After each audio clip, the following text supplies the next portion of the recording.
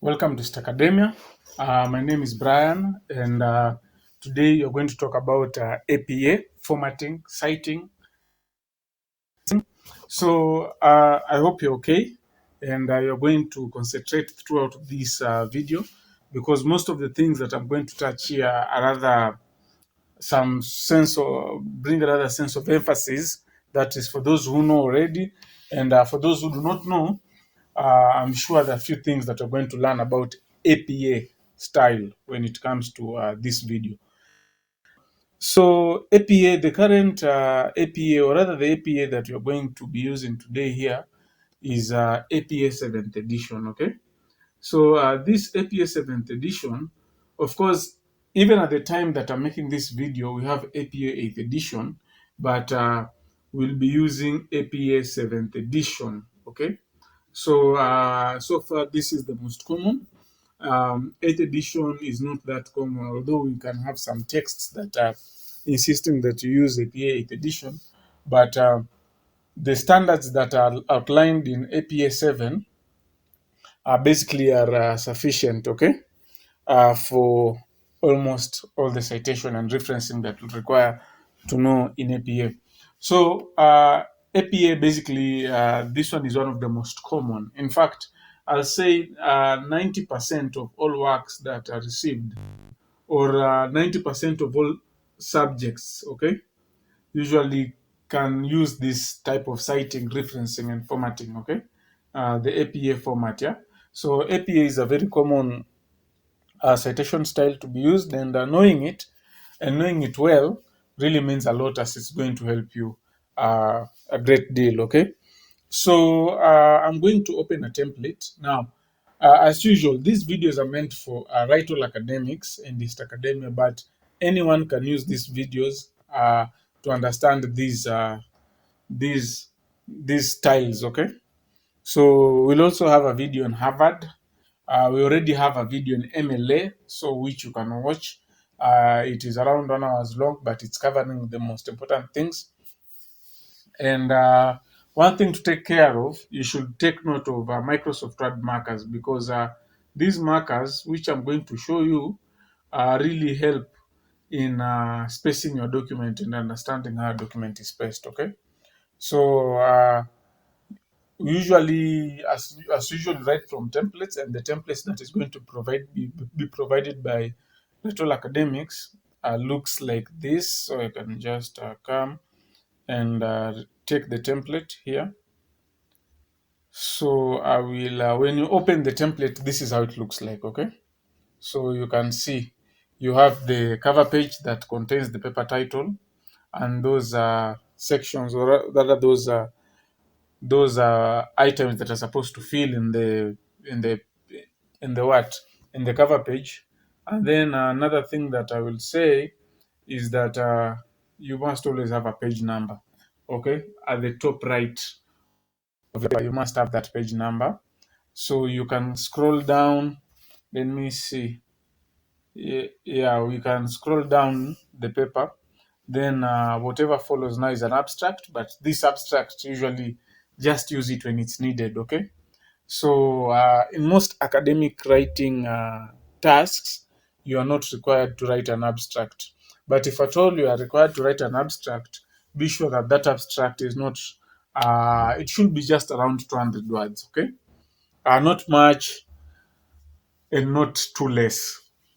Okay, so around 200 words for the abstract. So writing the abstract, as you can see, we do not have an indent. Okay, not have an indent. Just you just write your work from this point here. All right, and then for the keywords have an indent.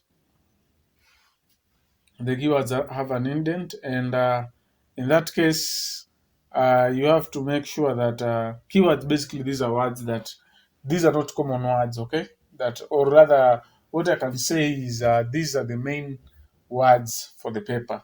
You can just list them here. Okay, key 1, key 2, key 3, something of that kind. But in most cases, this abstract will not be needed. So you might realize after the paper, after the cover page, you will go straight to this section, okay, of the body. We are going to repeat the title of the paper here, okay, exactly as it appears on the first page. Now, I talked about Microsoft Word markers. So I'll just come and show you what the markers are. So how to activate markers: when you come to home, here, home, and you come to this tab here, you realize that there is a place here with this something like a mark here, okay? So this mark is the one that when you click, you're activating markers, and when you click it again, you deactivate markers. So basically, those are the things, and let's start with, I'm going to activate markers and see how my paper is arranged, okay? So when I just come and click here, I've activated the markers. And so you realize that we are supposed to have 1, 2, 3, 4, 4 markers, and then the next one you put the paper title, okay? And then notice that in the paper title, this P is capitalized and T is capitalized. So that means this is in title case, okay, not sentence case. So if you're writing a title, let's say the advantages of technology, it should be written in a title case, okay, not in sentence case. So let me just provide an example here. So maybe let's say our title is advantages of technology. So the A will be capital, advantages, then the of is not significant, and then the next significant word is technology. So as you can see, this is in title case, yeah. So this T in any given point or any given time, that T has to be capital. All right. So then we go to the next section. After the title, then one thing with this title, you have to realize the formatting. But the way this template is written is exactly the way you have to be following it. Now, as you can see, these words here, paper title, they have been capitalized each word, meaning that uh, for this one, it's in title case. Okay, so that means the title that you write there should be in title case. Another thing that you notice is that this title has been bolded. So make sure that your title is in bold. All right. So thank you. And then the next section, after the paper title, you put one space. Okay, one enter and put a space, and then come to this all other information or details. Yeah, so author name, institutional affiliation, course name and number, instructor name, and assignment due date. Yeah, so basically this is how we expect your work to look like. And then immediately after, at this section here, after the assignment due data, you can come to this section here. Let me just write here and put a page break. Okay, so when you put a page break, what that means is that we are separating the cover page from the entire, from the other side of the, from the other parts of the paper. All right. So what happens if you do not use the provided templates in WriteALL Academics? Number one, you are most likely supposed to forget this page number. That is the first thing that I will say, because I've seen guys misbehaving.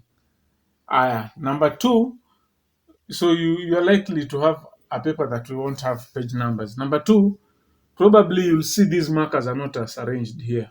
You might even find some markers are here, some are here, some are here, some are here. So which to me these markers represent a form of being organized, okay? So organized. So if you are very organized, by the way, you'll have these markers placed in a good fashion, like the one I've shown. Okay, but I've even found guys having markers placed at very weird places. Okay, so maybe like this mark here, let me see, is somewhere here, and then you come and find this other one is somewhere here. Let me just demonstrate to you, and I tell you what you see. So you receive a paper that looks like this. Of course, without the markers, this paper is perfect. Okay, but when you put the markers, that's when you realize that this paper is actually having some issues. All right. So you format it accordingly if you have a marker that did not conform to our standards. Yeah. So the paper title, I said title case, and then these markers, these marks that are shown here. Yeah. So paper title case. Okay, these are details. If they're provided, in most cases they're not provided, so you need not to worry about that. And then you have the page break. Okay, yeah, you have the page break. So in that case, you'll be done with the cover page elements in APA. And then because you are the ones providing the template, you can be sure that document properties have been removed. So we can just come here to file. Okay. Let me see a moment, please. Come to file, and then you go to info. Let me see. Yeah, so you can see that you're told that there's no author and it's not saved yet. Yeah, because these templates usually have removed these document properties beforehand. All right. So it is very rare by the way to get a Kenya to get someone submitting very perfect work. Yeah, so you must find something small. Yeah, to make some changes on. So for this document, basically that's how we'll expect you to have the cover page arranged. Do not change and put fancy things like I found some guy here putting another ampersand. Okay, no, just the way it is, just stick to this standard. Not unless when the customer has provided a template that deviates from this convention. All right. So basically that's it when it comes to the cover page. And basically that is how EPA7 cover page is done. And so we'll see that. So even before we proceed with the next section, I'll just want to put some emphasis on, or rather, I want to show you guys how to create the template from scratch, because I came to realize that some of you guys really do not like using templates, isn't it? So I really want to show you how easy it is to create this template and the things that you need to be taking care of while creating the template. Of course, there are several things that you need to be careful about. Otherwise, you're going to get something different, okay? And for us, we are experienced in such a way that any minute mistake or, we are very careful with detail, okay? If you leave a space, if you leave large spaces, we are seeing, okay? So now, the thing that I'm going to show you now is creating the template from a blank page like this one. So this is a blank page, and you can scroll and you see that there's nothing, like it's a new document. So if you want to create a template for your own, this is how you can create the template on your own. Now we realize that the first element that comes in any APA formatted document is a page number that is usually on the top right. Yeah. So I'll just show you where the page number is usually placed. So the page number is usually somewhere here. So how to go about the page number? I'll just come and write, I'll just come here to insert. So I'll come to insert. So yeah, just come to insert, and then I'll go across to page number, and I'll say top of page. And usually the one that is usually used is plain number 3. So I'll just click plain number 3, and I'll click OK. Now, since I've activated my markers, I can see the lines, okay? The lines, and if there are any extra lines. And one thing that is quite noticeable is that we have an extra line inside here in the header. And the thing is that we really have to work towards not having that line, as that one doubles up as an extra line. So we want to remove that line so that we can have a good paper. So what you do to remove it, just double click that, and then highlight that and backspace it.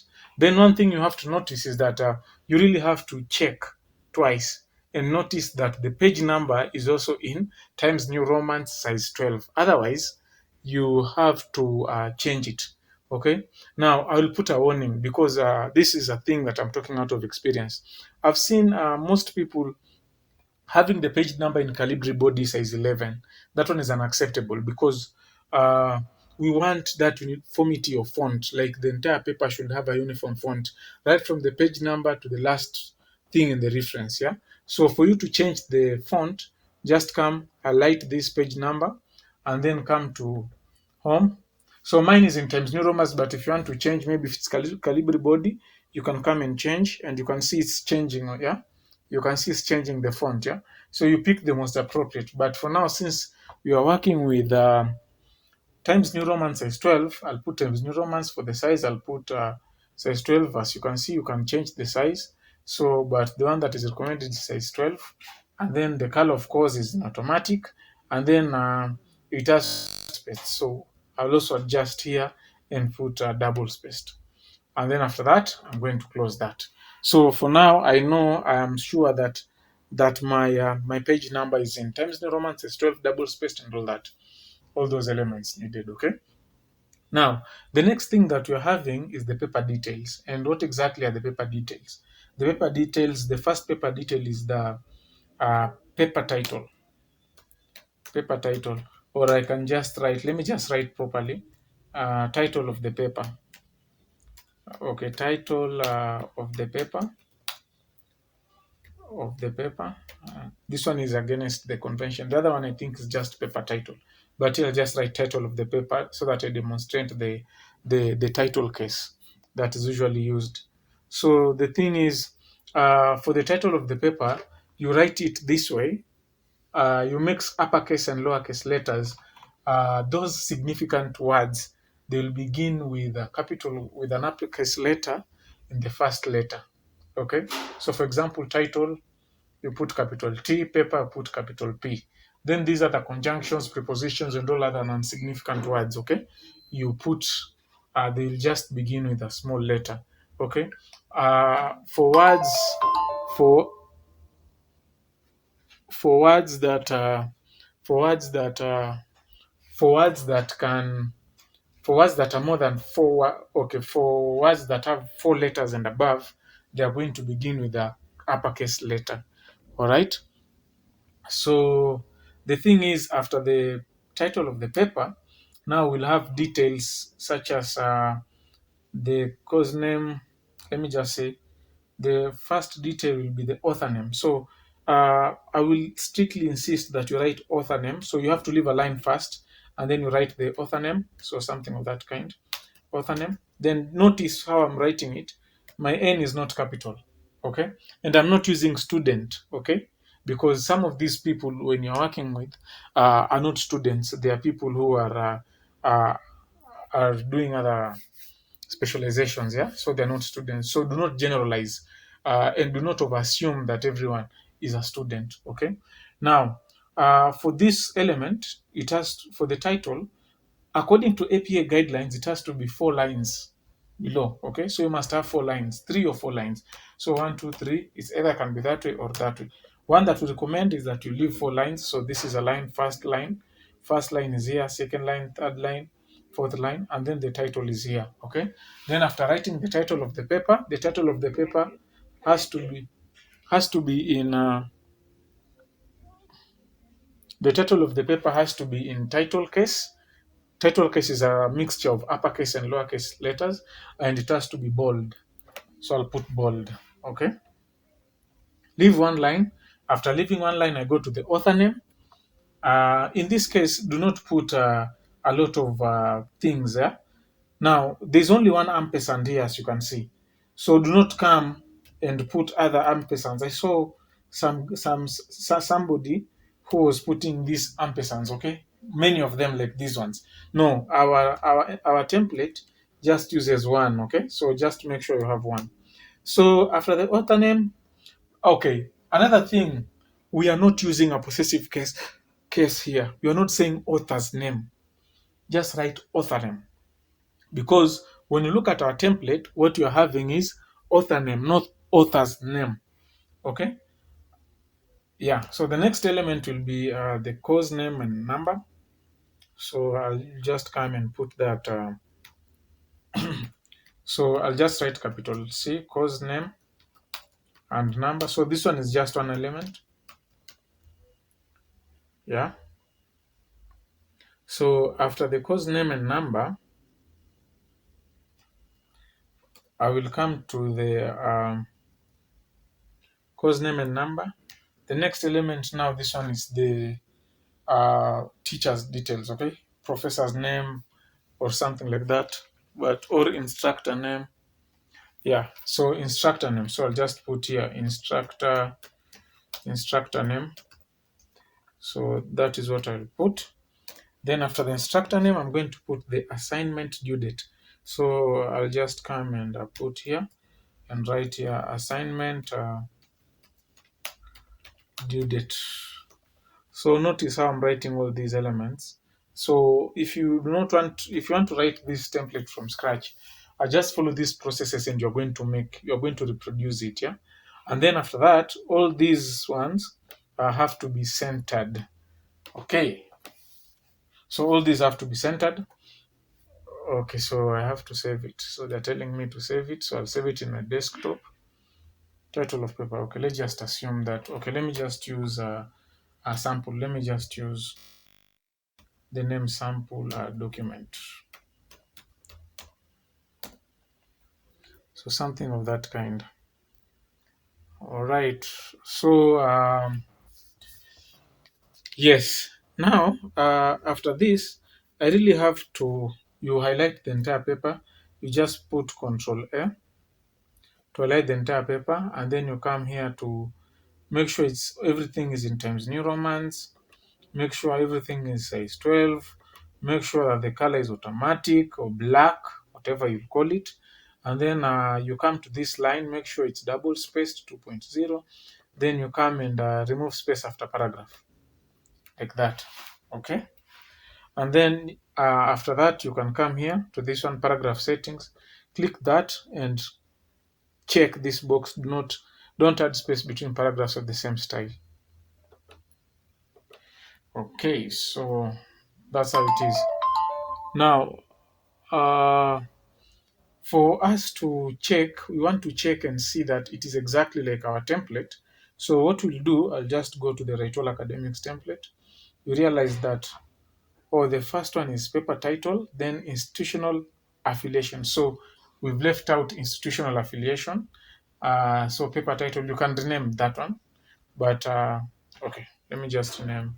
Although I didn't want to do that because I wanted to demonstrate the title case, but you can just rename it this way so that it looks like that, paper title.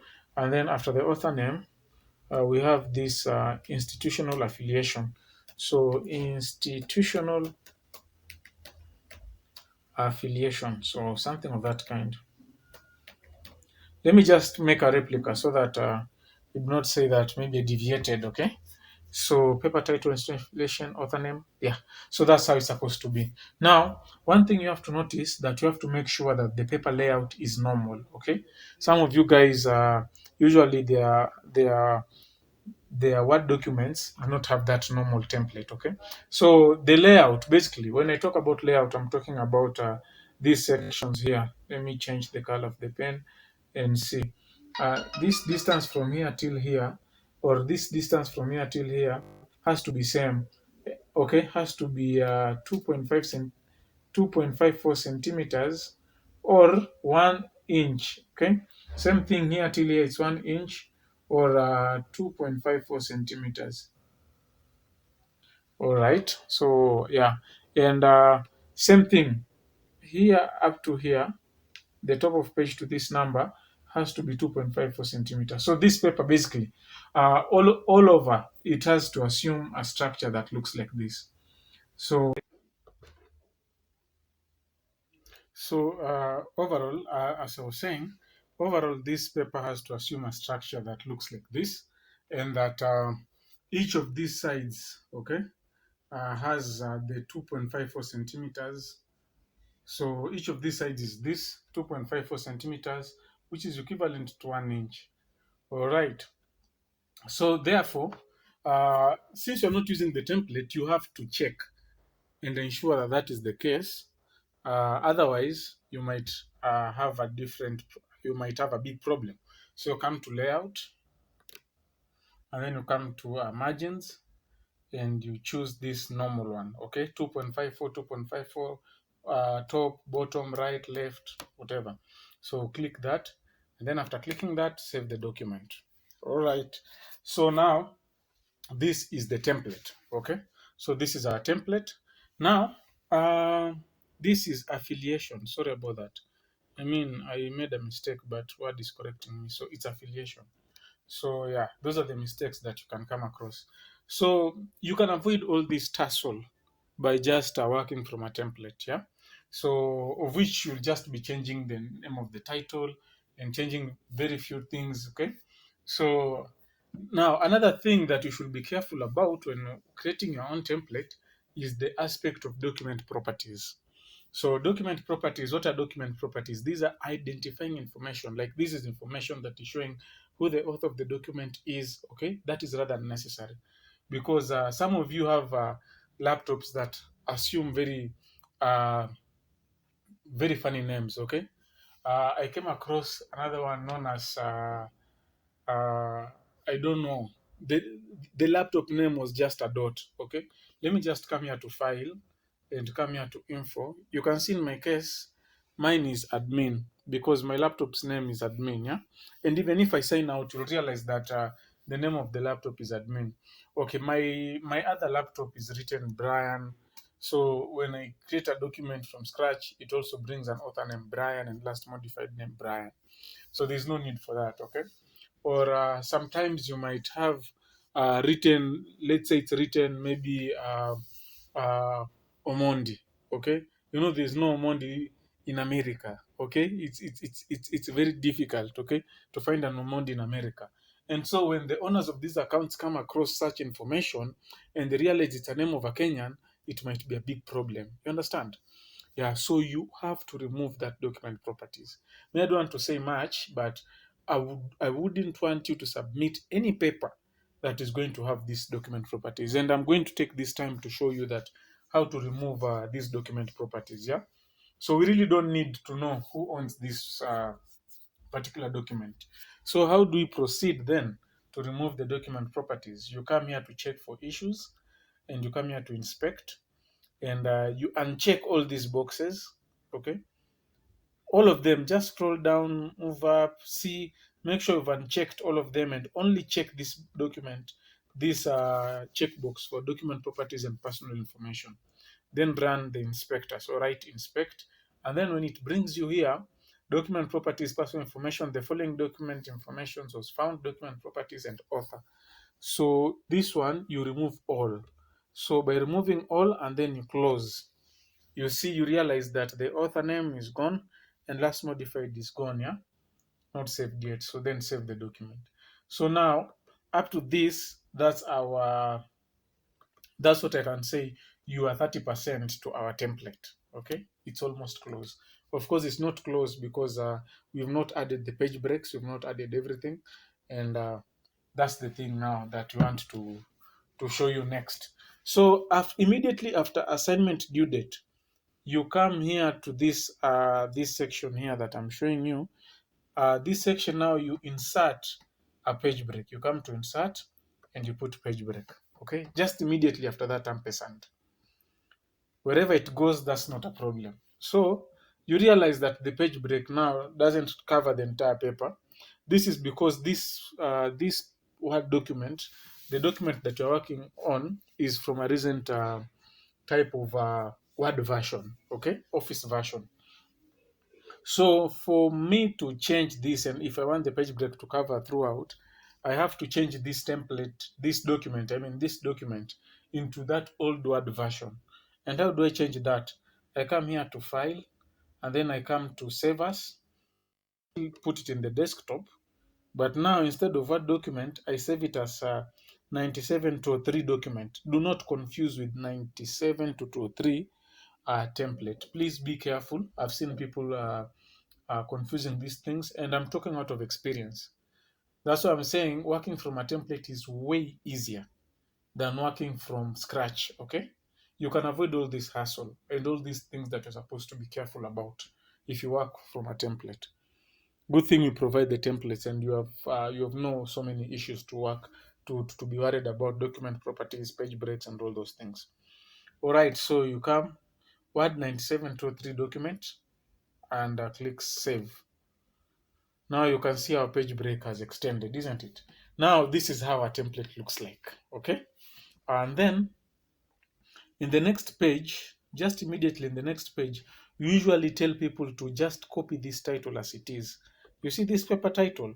Just copy it as it is. The next section is usually supposed to be an abstract, but in most cases we usually don't have an abstract, or it's not required. So I'll not cover it now. I will cover it in the next. Just as we proceed, I'll show you how to go about the abstract. Okay. So in this next section, just come and paste. The reason as to why we say you paste the title from here to this next page is because it has to be exactly same, okay, including how it's formatted, the title case, everything. It is similar, it has to be centered, and all that. Yeah, so I will remove these extra lines, and you can realize you also have an extra line here, so that extra line has to go. It's rather necessary there, so I'll just backspace this, and then I'll come back here and center this title. Now some mistakes that I've seen guys making. Now, these elements, they're supposed to be centered using this part here, this center that is found here, okay? And if you want to put it in the left it, put it left aligned here. You can center it here. You can put it right aligned, and this one you can justify for justification. But for the title, you have to center it. I've seen guys centering this thing using a tab. So now I'm going to press a tab. You see how you can easily notice that this one has been centered using a tab and it's not at the center. So you see somebody pressing tab. So I'll press tab once, second, twice, third, fourth, fifth. Okay, it has passed, so I'll just move one. So you realize it's not even at the center. Okay, and then another thing, when you come to this section up here, let me just demonstrate to you. When you come to this section, realize this one is not centered. It is left aligned, okay? So you really cannot say that this paper title is at the center in that case. So that is a mistake. Don't use tab. All right. So in fact, when you use tab, usually there's some arrows that are usually drawn. Yeah? But in this case, I don't know why this document is not showing us those arrows. Do not use spacebar. Another people are using spacebars. So I'm going to center it using a spacebar. Then you see how it looks like when these markers are on. So I'll just try as possible to be accurate. But you see, when you switch on the markers, okay, when you come and put off the markers, turn them off, it looks fine, isn't it? You can't notice any problem. In fact, it looks wonderful. But when you come and turn on the markers, you realize that this guy centered this section using spacebar. So first, it is still left aligned, as you can see here. It is not at the center, isn't it? It's not centered. So if you want to center, you remove those. Yeah, you remove that space, those ones that you've put with spacebar, and center using this section here of paragraph. So center. So that's how to center these elements. Another thing I've seen guys having these markers weirdly spaced. Like you can see now, that's a tab. You see tabs are bringing those arrows. Sometimes you can even see something like this. All right. Or sometimes you see that, okay, same thing. When you remove these markers, the paper is fine. But when you just put the markers, you see a lot of non-uniformity. Now, me, I'll tell you one thing. Writing is a thing. Having the language is one thing, okay? Understanding the topic is another thing, but organizing yourself, okay? Just put your work in an orderly manner, one that will attract attention and command authority by face value, okay? Now, I usually like using examples and scenarios that you just relate. If the food is well cooked, okay, in this case you've written a well paper, but then serve it in a bad plate, okay, so it's going to affect the person who is going to consume the food psychologically, and they're going to have a negative impression before they taste it. Yeah. So for me, if you submit a paper that when I just turn on my markers and see things thrown throughout, uh, really doesn't make any sense to me. Okay. I really feel like this is somebody who following instructions is very difficult. Now, for we as WriteALL academics, our markers are usually on this side, on the extreme left. Okay. The reason as to why we put our markers on the extreme left is that the default, like usually on by default, everything has to be left aligned in APA. Everything has to be left aligned. Okay, everything has to be left aligned. But you'll come and find that we have other guys putting these markers at the center, centered here. Yeah. So okay, if I may pose a question, and you can answer by the way this question on the comment section. If you are the person reviewing this work or somebody's work, if you don't activate the markers, the paper is well, it's okay. But when you activate the markers, you see the markers at the center. What are you going to do? Are you going to accept it, or are you going to do what? But because of uniformity, and we want all our works to look similar, what you do, just be sure that these markers are left aligned here. So you can left align these markers. And these markers, as I said, they assume a default setting, like it has to be left aligned, and they should not be bold. You see some guys having these markers as bold. You see them. Do you notice any difference if you bold the somewhat expand? Let me just zoom in so that you can see the difference. So let me just bold this. You see how the markers are, and when I am bold, yeah. So that's the thing that I want to insist, yeah. So don't bold them, don't bold those markers and put them on the left. Okay, so it should look, so basically if I activate my markers, this is how that cover page should look like. And I'm certain if you go to the template that will provide, this is what you're going to find. Yeah. Another thing that I see people making a mistake is this section. You realize before the page break, somebody is leaving some lines. So if I may ask, what is the need of having these extra lines? These ones. No need, isn't it? So those ones, make sure they're not there. Another mistake that I've seen guys having is that you realize maybe they have these markers, but they are single spaced. So something of this kind. So they have something of this kind. So that's also confusion, isn't it? The entire paper has to be double spaced. All right, and then you can realize some have this space very wide compared to the other one. So they are here coming and they're adding a space before paragraph. You can see that it's wide, and they are also adding a space after paragraph. So it's so wide. So make sure that everything has no space before paragraph or even after paragraph. And make sure when you come to the paragraph settings, which are available here, you just check this section is checked. Don't add space between paragraphs of the same style, and you press OK. And that is for the entire paper. All right. So the next section here is the paper title. So the paper title is going to be the page 2 is going to be placed here. And this one is a level 1 heading, as you can see. And according to level 1 headings, they have to be centered, bold, and in title case. Yeah. So what then is the effect of this page break? So this page break, basically, what this page break does, they allow you to edit one paper section. If it is the cover page, you can edit the cover page independent of the body of the paper.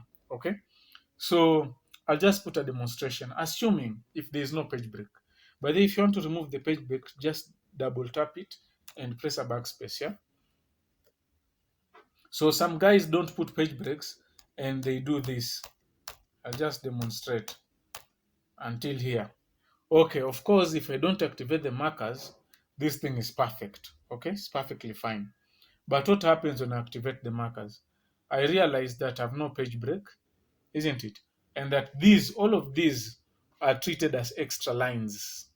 And this is a finable mistake when it comes to WriteALL academics. So I think I really have to tell you to be careful and be organized. And why do you think it's a finable mistake? Because uh, should you change anything, let me just even delete this institutional affiliation. What happens? You realize the paper title is moving in the next page, yeah? It's coming in the cover page, the paper title, yeah? So for you to prevent, I'll just go back a moment. So for you to prevent this situation, you are told to put a page break here. So you come here to insert and place that page break, save your work, and then delete these extra lines that are carrying here, because these are extra lines. Delete that extra line that is top there. So now that way it looks better. And then now, if you have a page break, you can see that the paper title is still in page 2. And let's see what happens if we remove this institutional affiliation. So we've removed it and we save that work. What happens? The page break still maintains. So the paper title still maintained at page 2. If you return it, I'll just go back here. If you return it, still no effect. So this one remains unchanged. So what it means is that the page break allows you to change the paper section, one paper section, okay, independent of the other section. So this is what I will call, because the main section I'll just write is the cover page, okay, the body, and the references.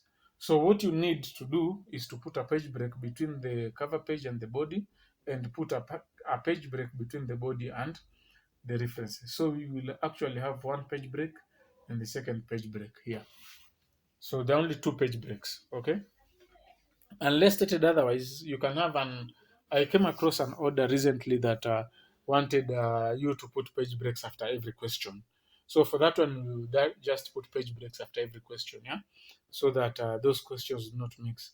So for now, this concept of page breaks, you all know it, and you really know how these markers are important by now. Initially, I didn't like markers until I came to realize how important they are, because I was submitting papers that are coming back for revision all the time. I'm being penalized for having extra lines, extra spaces, and I didn't know what I was getting wrong. But for me, I'll say that you should appreciate now that you have me teaching you the things that are usually happen. Okay, yeah. So after the paper title, you can start your essay here. Let me just do this thing briefly, and then before I get into the things, and you can put your essay. So I'll just write Game of Thrones is a nice, is a nice TV show. So something of that kind. Okay, we don't like abbreviations, so television.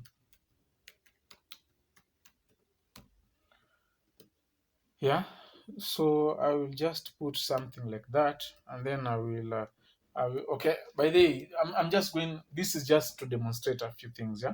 Yeah, the things that usually disturb people in APA. So I'll just do this, do that. Yeah, so that we see.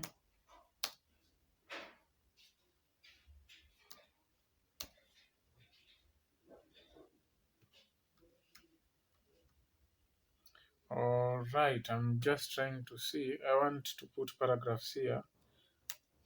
So Game of Thrones is a nice TV show. Game of Thrones is a nice TV show. Game of Thrones is a nice TV show. So something of that kind.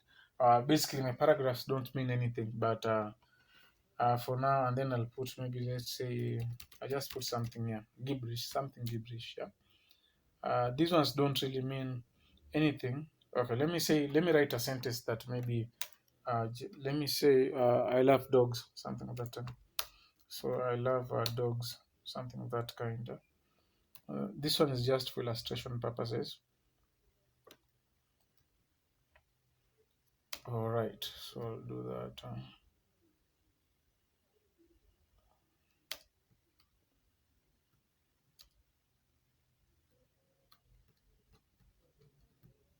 It's listing them, so I don't know what's happening, but I believe what I wanted was these paragraphs to be continuous.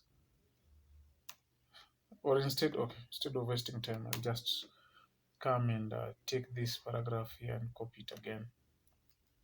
So I'll just copy it and paste it here, and paste another one here, paste another one there, paste another one. All right, so these are the paragraphs that I'm having.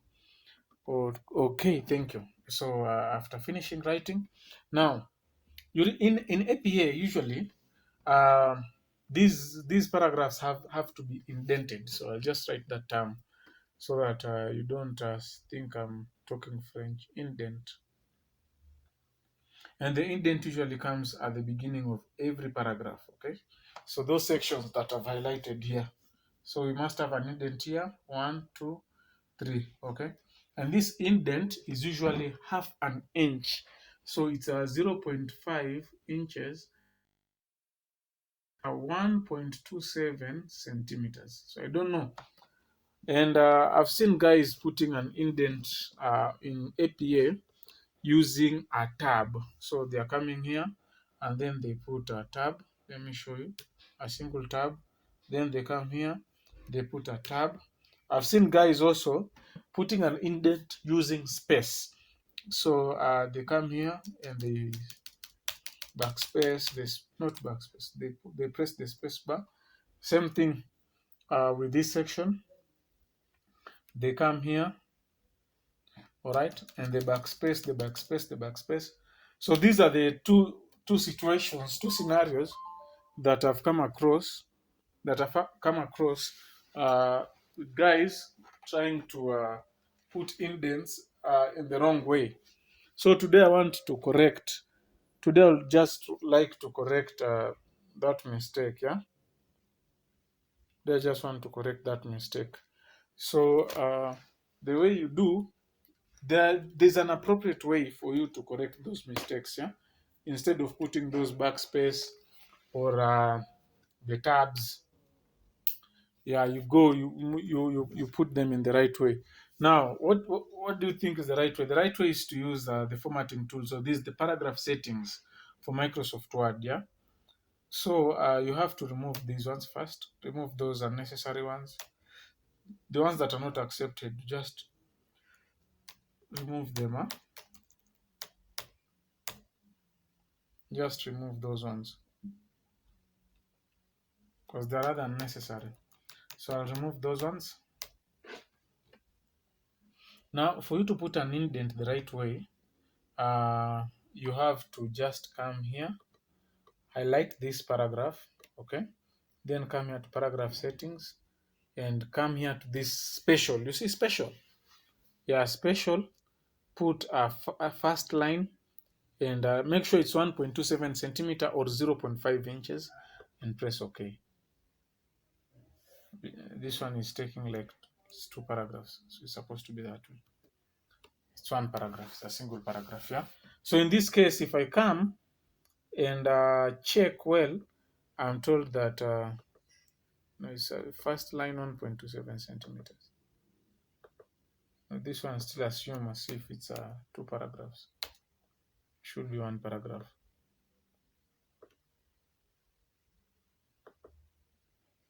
Yeah, it's one paragraph. So first line 1.27 centimeters. Yeah. Yeah. So that's how we'll know. Now, what about this guy who puts a tab? Let's see if it's going to be noticed. So this guy puts a tab, isn't it? Then let's come and see. Oh, first line 1.27 centimeters. Now, usually the problem with tab is that there's an arrow. Those arrows that I was showing you, I don't know what's happening in this document, but usually when you put the markers, you'll see the arrows. Having some arrows there. That's why we do not want someone to put a tab there. Okay. So usually put your indent in that way. Now, what happens? This guy who is having a space bar. So as you can see, this guy having a space bar, there are a lot of dots here, isn't it? Now, these dots, when you just come here and you come to paragraph, you still that special is none, isn't it? So none. So in that case, this then means that we cannot. There's no first line there, isn't it? So on face value, without the markers, the work is okay. But when you just go in detail, this work is not okay. So this guy really has to remove that and put that indent appropriately. Yeah.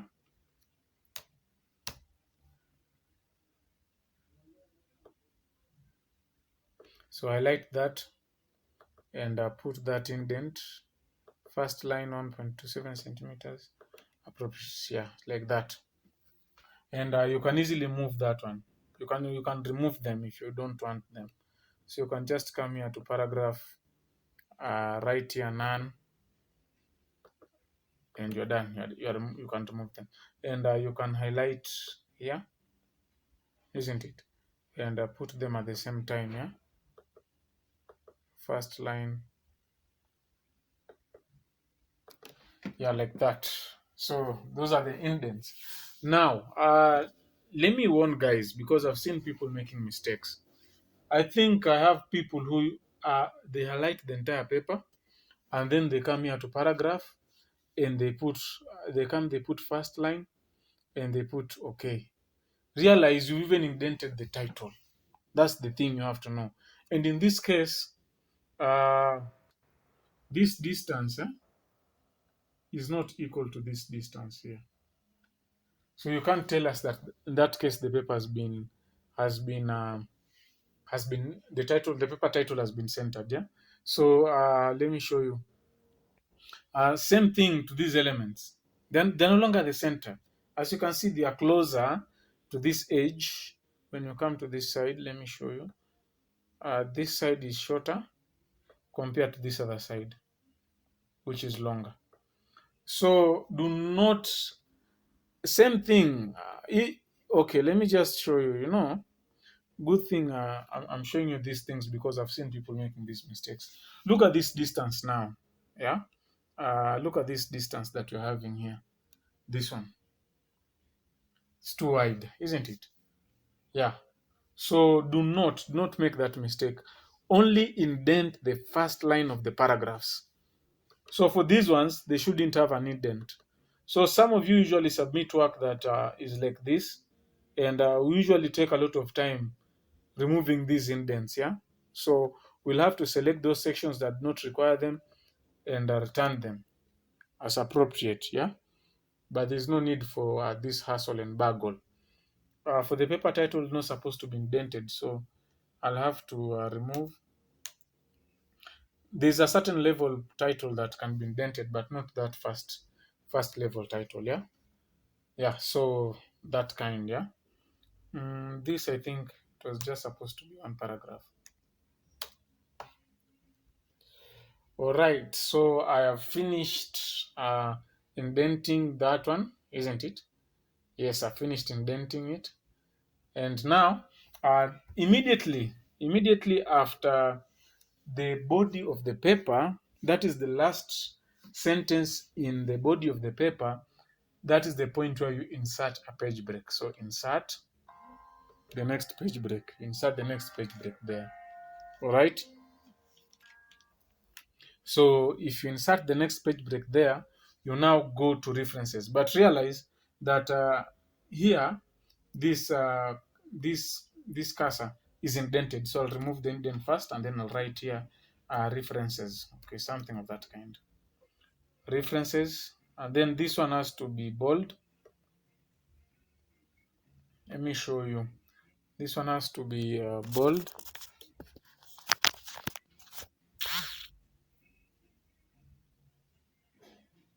This one has to be, I'll bold it, and then I will center it, isn't it? Yeah. So that's the reference entry. And then take note, if it is one source, write reference, not references. That's one thing I'll say. And that's why when you look at the template, we are adjusting the template to have something of this kind. So if you're using the template, be sure not to submit something that is this, like this. It will, we are doing this so that it can alert you, so that you can know whether it's one source or two sources. If you get two or more sources, it's references. If it's one source, it's a reference, yeah? So for that one, what you do, you just do that references, and then you can come now and start. I'll just copy it. Let me just copy till here. I think till here, because I don't want to do something. I just want to copy those references. Assuming these are my reference entries.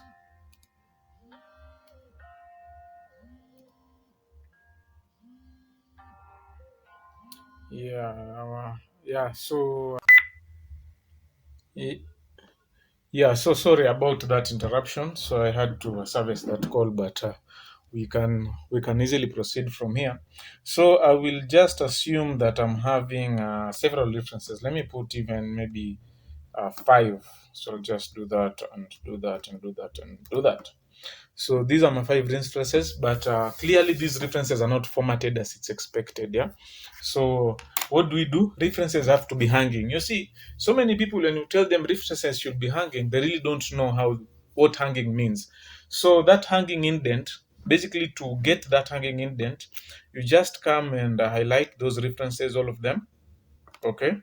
And then come still here to paragraph, and you go to special, and you put hanging. Okay, the hanging is here, so it should be 1.27 centimeter, or if your computer is using inches, it's 0.5 inches. Okay, and then you click here, you click OK. So that's the hanging indent that we call for references. Yeah, so they should be left aligned. As you can see, they are left aligned. Let me just show you here. They are left aligned and hanging. I've seen guys having references centered, so they look this way. I mean, it's not making any sense. Yeah. If you justify them, you can see how they look. But they should be left aligned. And of course, you have to remove this extra line here. Right. So, in some situations, these references can, in most cases actually, references have different names. So I'll just begin. I'll put an A here. I will put a Z here. I'm just addressing the common mistakes that people come across.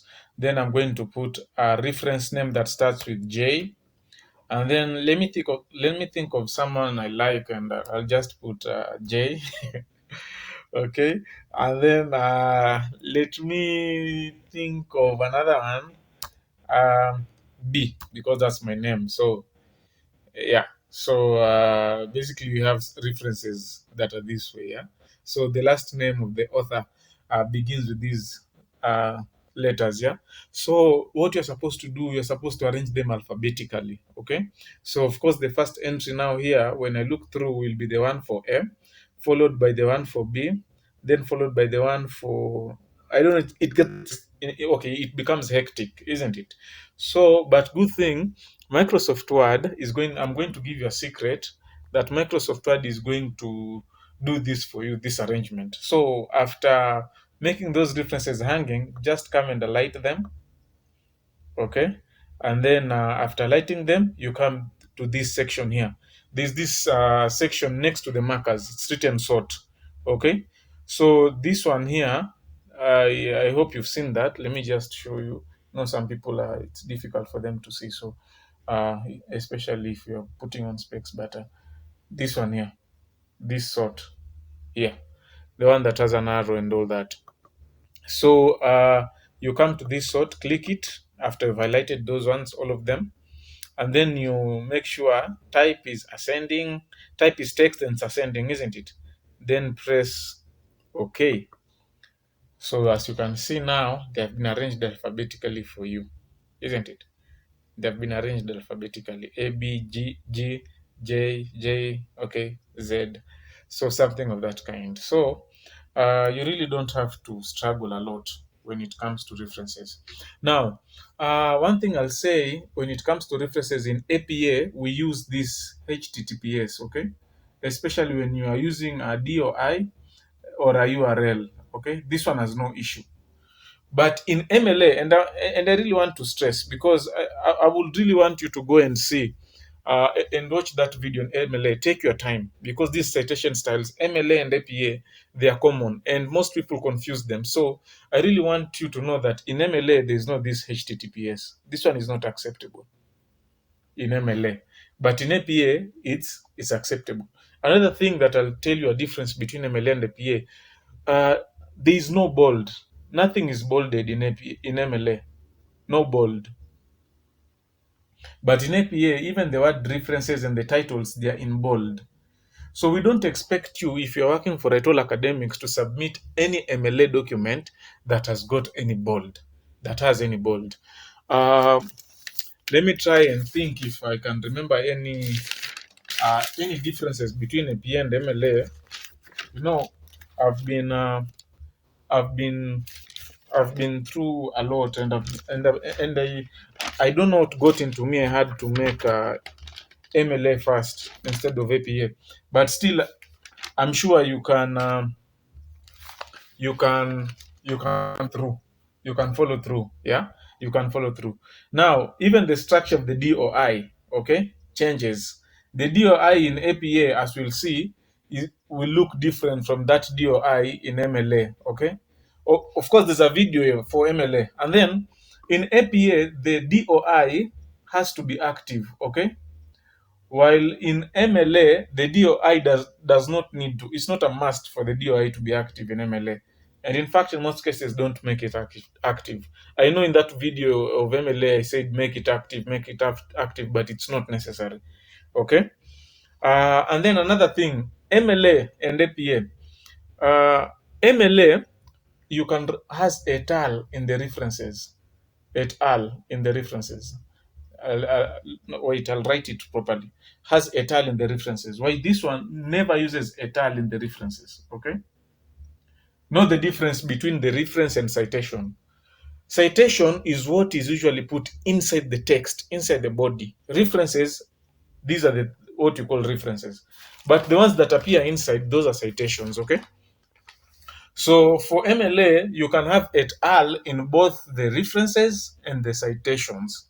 For APA, et al is only used in the citations. Okay, yeah. Now, and then the access date, the date of access, of course, is in MLA when you are accessing websites and all that. Yeah.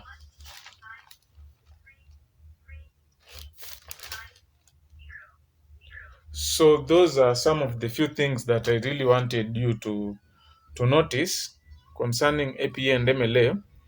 And at the end of the day, things are going to be okay if you follow my recommendations. Yeah. So we really hope that you're going to take your. So basically, those are some of the differences that you can find in APA and MLA.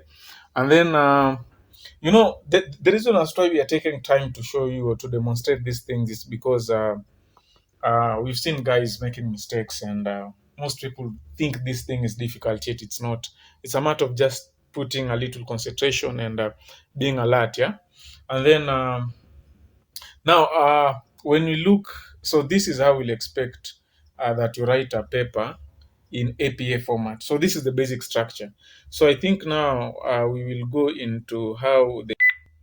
So what I believe is that from here, uh, now having given you the basic structure for that APA, and I will now go to the insides of the paper, how we expect you to format it inside, and see. I just wanted to show you how to put those indents, to put the things hanging, isn't it? To remove document properties, because now when you look at this paper and come here to info, you realize it has no properties. So this is how a paper should be submitted.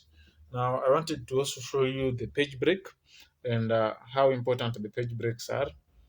So basically, that's it. Now I will show you how to reference books, to reference journal articles, to reference even some sections of social media, and basically all. And I'll give you a link that is going to guide us on that structure of referencing. So we really have to be careful in whatever thing we do. So this was just a sample. So now I think I can proceed with the template that is provided by WriteALL Academics. But basically, this is the most basic structure of APA. Okay. Yeah, one thing I'll tell you is that each source inside here has to have a corresponding in-text citation. Okay. So like this one is AME, something of that kind. It looks like Aaron, so I don't know if it is an extended A. But if I just come here and press find, I should get two results for this AME. Minimum two results. One should be in the reference and the other one should be in the in-text. So in this case, it means AME is not inside the is not cited in text. Yeah. So what I will have to do is to come and do this, put it in text. Let me say maybe it's here.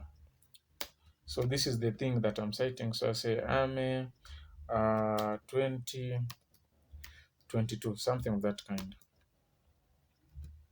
So and then maybe of course here you'll see. No, let me just go demonstrate to you.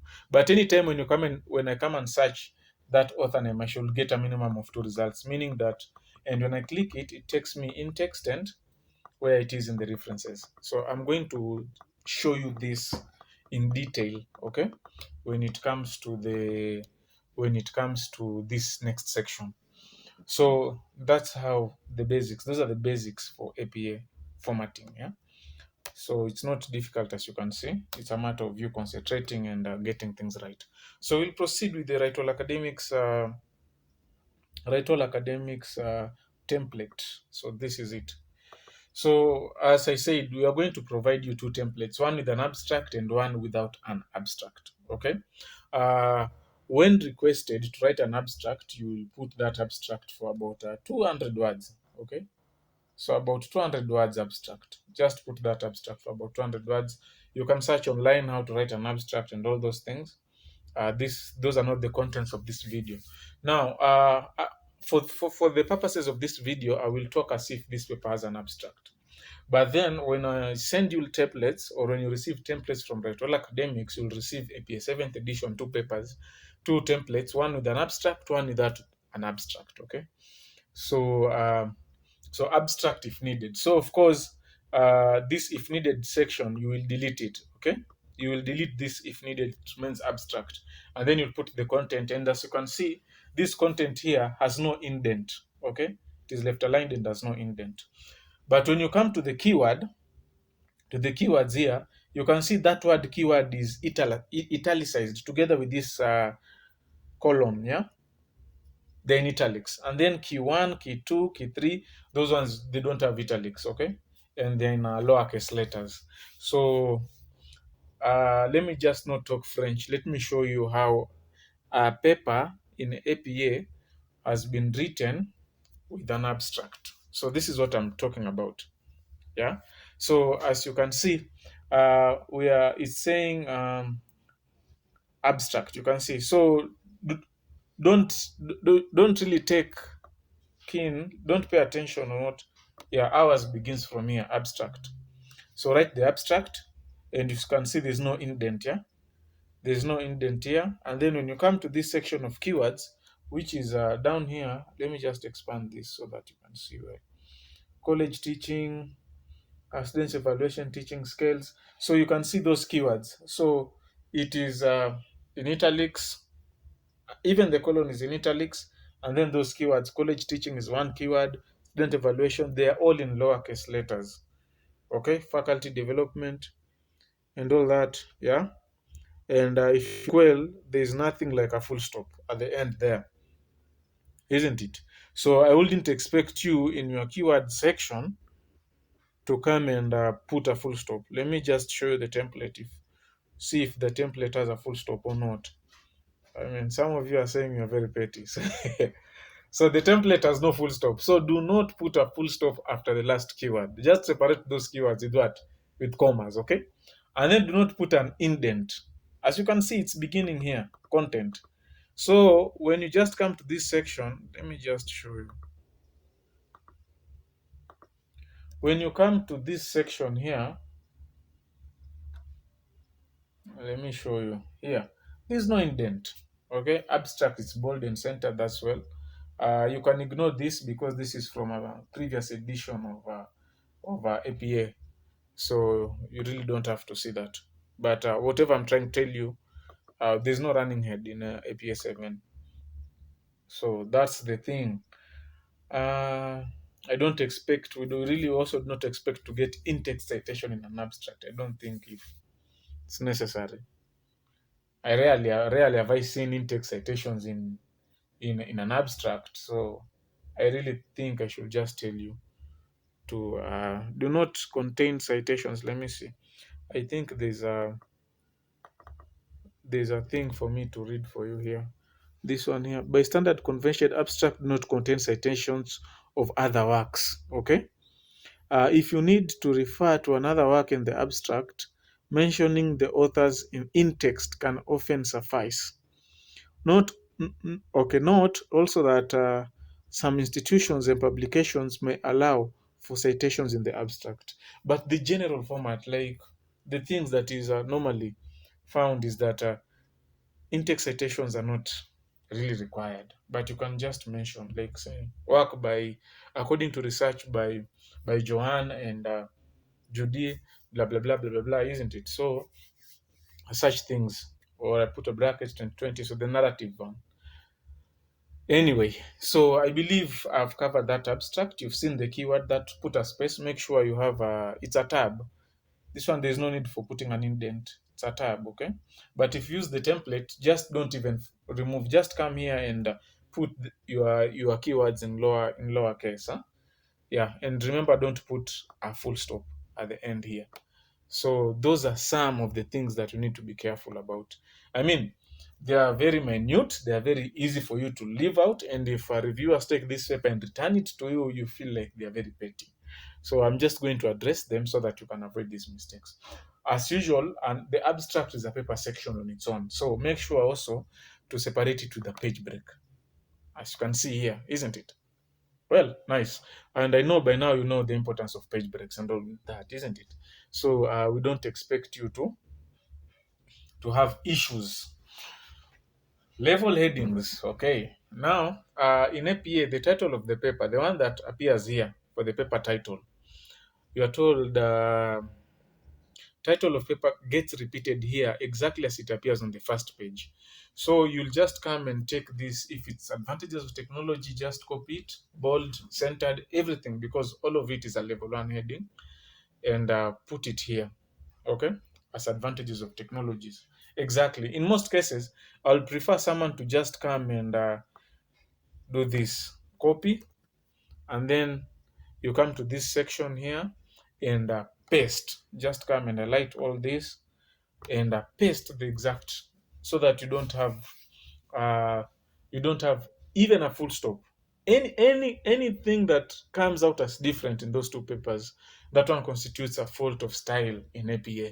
So just copy and paste, save your problems, isn't it? And as you can see, this template is really comprehensive, and even this video is really comprehensive. I'm trying to address all issues that you can have, okay, in APA. Now you notice that this one, the line starts here, and as you can see, we can just come and confirm with paragraph settings, and you see that this one is a first line 1.27 centimeters. So that's the indent, okay? That's the indent. Now, what anything else inside here, okay? Anything else inside here is just to show you how to format the different level headings in APA. Okay, so I believe I will have to take something like a blackboard so that I can show you. No, let me just take a whiteboard so that I can demonstrate to you, yeah, what I mean with level headings. Level headings, basically, it's a heading of a heading of a heading of a heading of a heading. I know I'm not making any sense, but let me just try to be clear. Yeah, let me just remove this guy from here because I really want to use this space. Level heading, if you have a level 1 heading can be divided into two or more level 2 headings, okay? So level 2A, level 2B. Then level 2 headings can be divided to two or more level 3. Level 3. Level 3 headings can be divided to two or more level 4. Level 4 headings up to level 5. In rare cases will you use these. Very rare cases. What this means is that level 2 is a subheading of level 1, level 3 is a subheading of level 2, and level 4 heading is a subheading of level 3, and level 5 is a subheading of level 4. Let me give you a good example when I'm talking about technology. So I'll just when we're talking about technology, for those of you who are aware about these things, IoT technology, IoT devices, and all that. Let me just see if I have. Okay, let me just go with this one. So for this paper, the level 1 heading is advantages of technology, but these advantages of technology can be divided into two. We can have advantages of Alexa. Okay, so level 1 heading is advantages of technology, as you can see this one here. But these advantages of technology, we can divide it to advantages of Alexa, which I believe Alexa will be one here. So I'll put here Alexa. And then I can say advantages of IoT. Of course, maybe this one is, of course, Alexa is in IoT, but this is just for demonstration purposes. So I'll assume that it can just be divided that way. Advantages of Alexa and advantages of IoT. So we'll have a second level heading as advantages of Alexa. Okay. Then these advantages of Alexa can be divided into the third level heading if Alexa has version 1 and version 2, isn't it? So Alexa version 1 and Alexa version 2, these are third level headings. Okay. Yeah. So, and then if version 1 and version 2, both of them have some certain different okay, different items. Yeah, let me just do this, cancel that. Let me see. So if version 1 is divided into version 1.024, isn't it, and version 1.028, okay, then this becomes a level, which level is this thing? This is level 3. This becomes a level 4. Then this becomes a level 4. And then if level 10.024 has A and B, this becomes a level 5 heading. Okay, a level 5 heading. Yeah, so that's it. So you can see it's a subheading of a subheading of a subheading of a subheading. Now that is what we mean when we talk about level headings. Yeah. Now let's see how the different level headings are formatted in APA. So this WriteALL Academics template has been put here so that it can guide you on how to format the various level headings in APA. So it tells you level 1 headings are centered, boldface, uppercase, and lowercase letters. And even the way this one is written, as you can see, centered as capital C, boldface B, uppercase, capital A, capital U, and then and because it's an insignificant word, it's having a small a, isn't it? And then L lowercase, capital L, heading H, isn't it? So even though it's written, it tells you that this is title case. Okay, title case. So yeah, I hope you're getting what you're saying. Huh? Yeah, it's title case. So even as you write that heading in level 1, make sure you format it as it is. Okay. So for this one, I'll just come and do this. Let me show you. I'll just use this demonstration that I'm having in the one that I was having here. Forget this one. This one. So advantage of technology. This was the first level heading. Huh? So as you can see, it's in title case. Advantages of technology. So here I'll write technology can be divided into two major sections: Alexa and IoT. Then now you start talking about advantages of Alexa. Then you can write Alexa blah blah blah. So if now you want to go, if at this point you really want to talk about Alexa, then now you create a different heading, yeah, a different heading concerning Alexa. Now you're not talking about technology, you're talking about Alexa, isn't it? So that's a level 2 heading, isn't it? So level 2 headings are formatted differently from level 1 headings. Okay, so this is a level 1, it's centered and bold, but the thing is, level 2 heading is formatted exactly similar to level 1 heading, only that it is left aligned. Okay, make sure you don't put an indent yet. This one has no indent. Okay, so I'll just write here no indent. Oh, sorry about that. I mean, no, I'm in the wrong paper. Let me just go back. Don't know. On anyway, so no indent in level 2, and it's left aligned, and still it's in title case, that mixture of uppercase letters and lowercase letters. Yeah, so I'll just go back, or you can just look the template here. So it's left aligned, it is bold, uppercase and lowercase letters, lowercase headings. Yeah, so that's it. And then for this one, as you can see, there's an arrow there. So this one, of course, is a mistake. That's a tab, so we remove that. And then this next section, you just come and put it well. Paragraph first line, 1.27 centimeters. Now that arrow is gone. So that's how it is, isn't it? So same thing here. You can see after the first level heading, make sure you indent 1.27 centimeters or 0.5 inches. Same thing after the level 2 headings. In fact, what I can do is just do this so that I can demonstrate to you.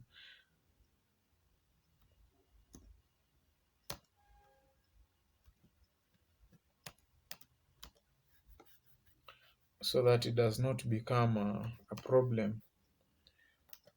Yeah, something of that kind. So after the level 1 headings, the one that are centered, make sure you write your work using this indent here, 0.25. After level 2, so you can see this one is centered, yeah?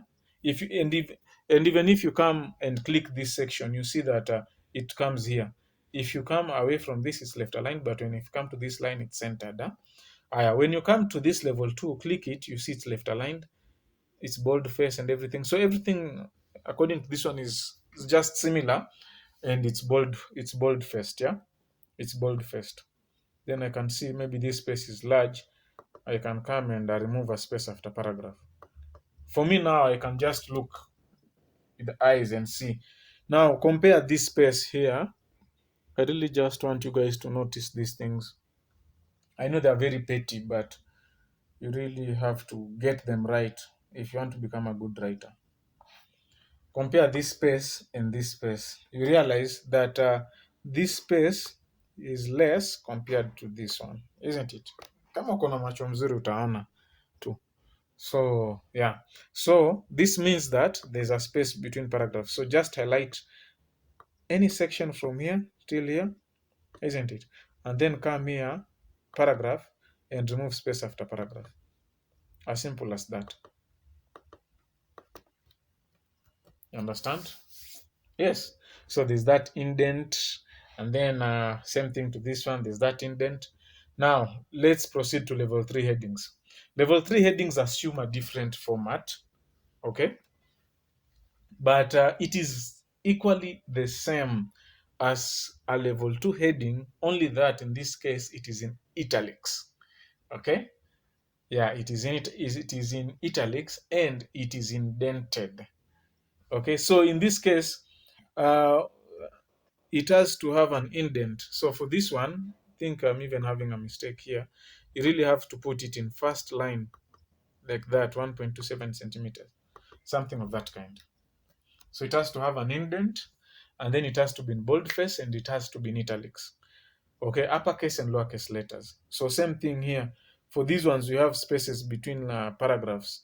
So these ones just have come and remove spaces after paragraphs so that it becomes nice. Okay, so that is it, isn't it? So you are seeing what I'm doing. Now, if I have to show you how that looks like in a paper, I'm going to show you this sample that I was writing sometimes back.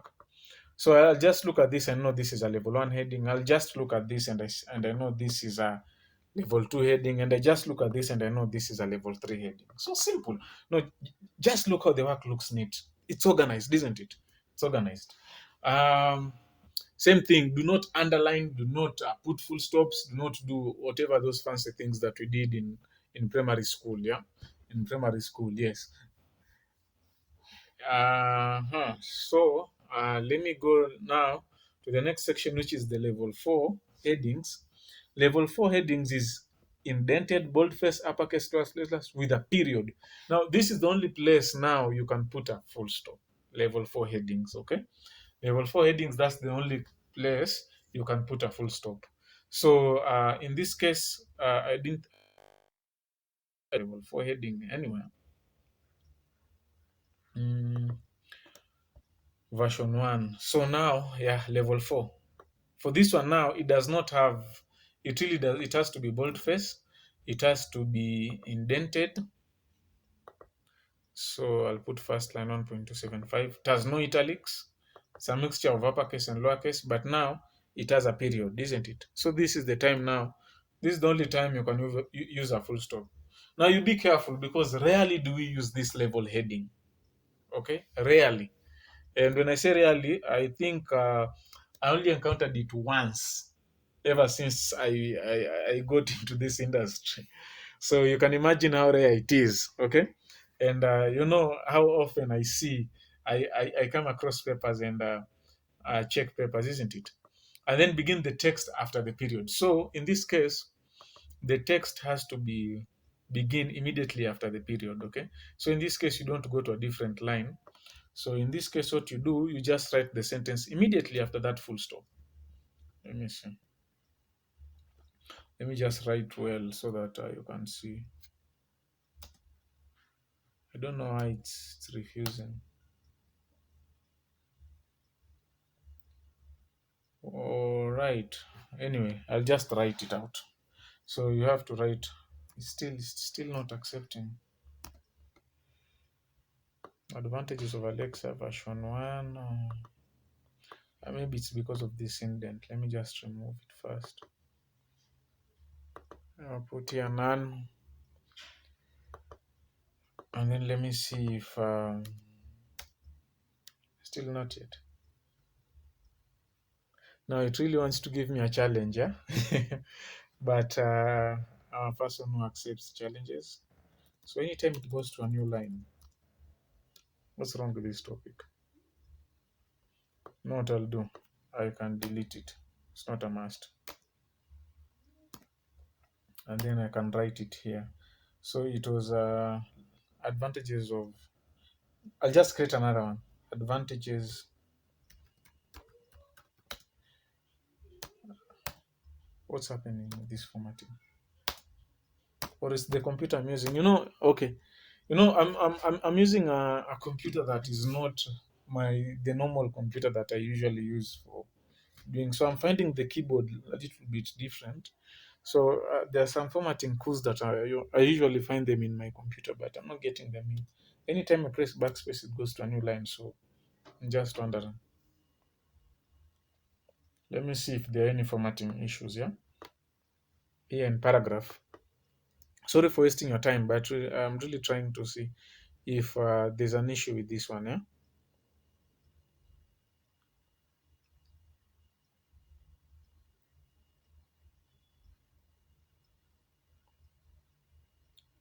Hmm. Okay. It should be a single paragraph. I think now I know where the problem is. What I will do, I'll just write technology. I'll just come right here, advantages. What's happening? What happens still here if I put a backspace? It goes to another line. I really don't know what's happening with this formatting.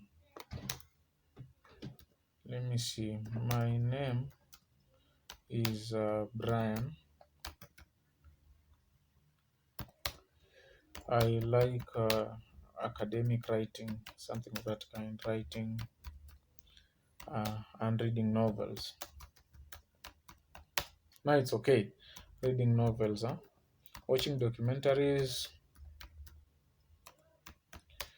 Documentaries by that David Attenborough. That is a narrator, the one that I like so much. Uh, Documentaries by David. Let me just do this by David. Watching documentaries by David is a duty. Okay. Now from here I'll just write blah blah blah blah things that don't make sense. Yeah, just so that we understand and I save time. So these double spaces here, these ones I'll remove them. Now this one. So what it means is that I was supposed to write advantages of Alexa. I'll just write here advantages as that topic of Alexa. Sorry about that time wastage and all that, but I think it's necessary you get this. Of Alexa version 1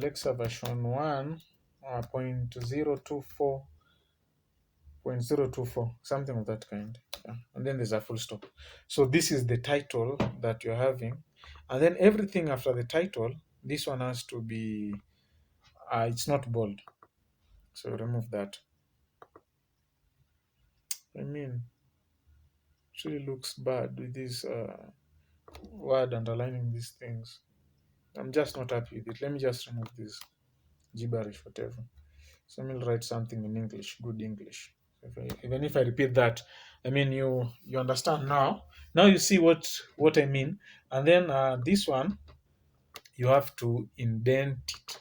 As we said, it's indented, so you can put first line 1.27 centimeters, indent it like that. So and then let's confirm if our formatting is okay. Of course, I've left something. So it's level 4. Level 4, it's indented, it's bold-faced, uppercase, lowercase heading with a period. So that's it. Then begin the body text after the period. Yeah, so that's what I did. But of Alexa, I just repeated of Alexa. So this one, I'll just remove this. And then this version, of course, now should be capital V, that way. So this is a level 4 heading, isn't it? Now you can see how level 1 headings look like, level 2 heading, they look like this, level 3, they look like this, level 4, they look like this. Now I'm going to demonstrate the last level heading, which is level 5. But in rare cases, we'll use these level headings. But I'm telling you, in any case, when you come across these level headings, that is the way you will be required to approach. Yeah, that's how you are expected to do. Okay, so it is not something difficult. It's a thing that you can easily know. All right, so level 5 headings, these are indented. The problem with the I didn't even indent. The good thing, I'm still making these templates, yeah, so that they can guide you, isn't it? I realize these templates can easily guide you, yeah, so that you didn't have, and I want them to be as accurate as possible. So if this one is indented, then I think we should just do this and make them indented right from here. so that they do not confuse you when you receive, so that don't get confused when you receive the template. So it looks like this. So it's same as the level 4 heading, only that in this case it is italicized. It is in italics. Okay. So to avoid wastage of time, I will just come and do this. I will copy this, and then I will come and do this. But in this case, I'll just write that version, because it's the same, it's a different level, yeah. And then this title, I will put it in italics, including that period. I'll put it in italics, and then anything after that now I want to be in italics. So that's level 5. That's level 5. And then of course anything down here, no need, because I've demonstrated. So if in any case now next section you want to talk about IoT. So IoT is a second level heading, just come write second level heading IoT, continue, blah blah blah blah blah blah, talk about the constituents. But this is how APA level headings are formatted. When you just look at it, you see this is level 1, this is level 2, this is level 3, this is level 4, because it has a period and it's indented. Level 5, it has a period, it's indented and it's in italics. All right. So same thing. I really hate, by the one thing I really hate is spaces, or work that is not uniform. So as you can see even here, we are having spaces after these paragraphs, very large ones, yeah. So for this one, just highlight the entire paper. Okay, let me just put it here so that you see the effects. And come here and then click don't add space between paragraphs of the same style. Press OK. You can see it's pushed. I squeeze. Now it looks better, isn't it? So this spacing is very important, my brothers and sisters, my colleagues, whoever is watching this video. I mean, so for me to understand all these APA rules, it took me time, I might say, but now I'm very proficient. Yeah, to an extent, I can just talk them out. I'm talking them out while I'm free. So I'm happy about knowing this thing anyway. So that is the level headings in APA. All right. So having shown you the level headings in APA, let's go inside the paper, isn't it? Because we're not yet done. This is okay. Of course, this was inside the paper, but it was about the level headings alone. So let's go inside the paper and see from the template what guidelines we are being given here. So I've even corrected the WriteALL Academics template. So whoever wrote this template, let them know that I've made changes to it, but I will communicate effectively. And any writer who had received this template before, I think they'll have to be given this updated one. I'll see.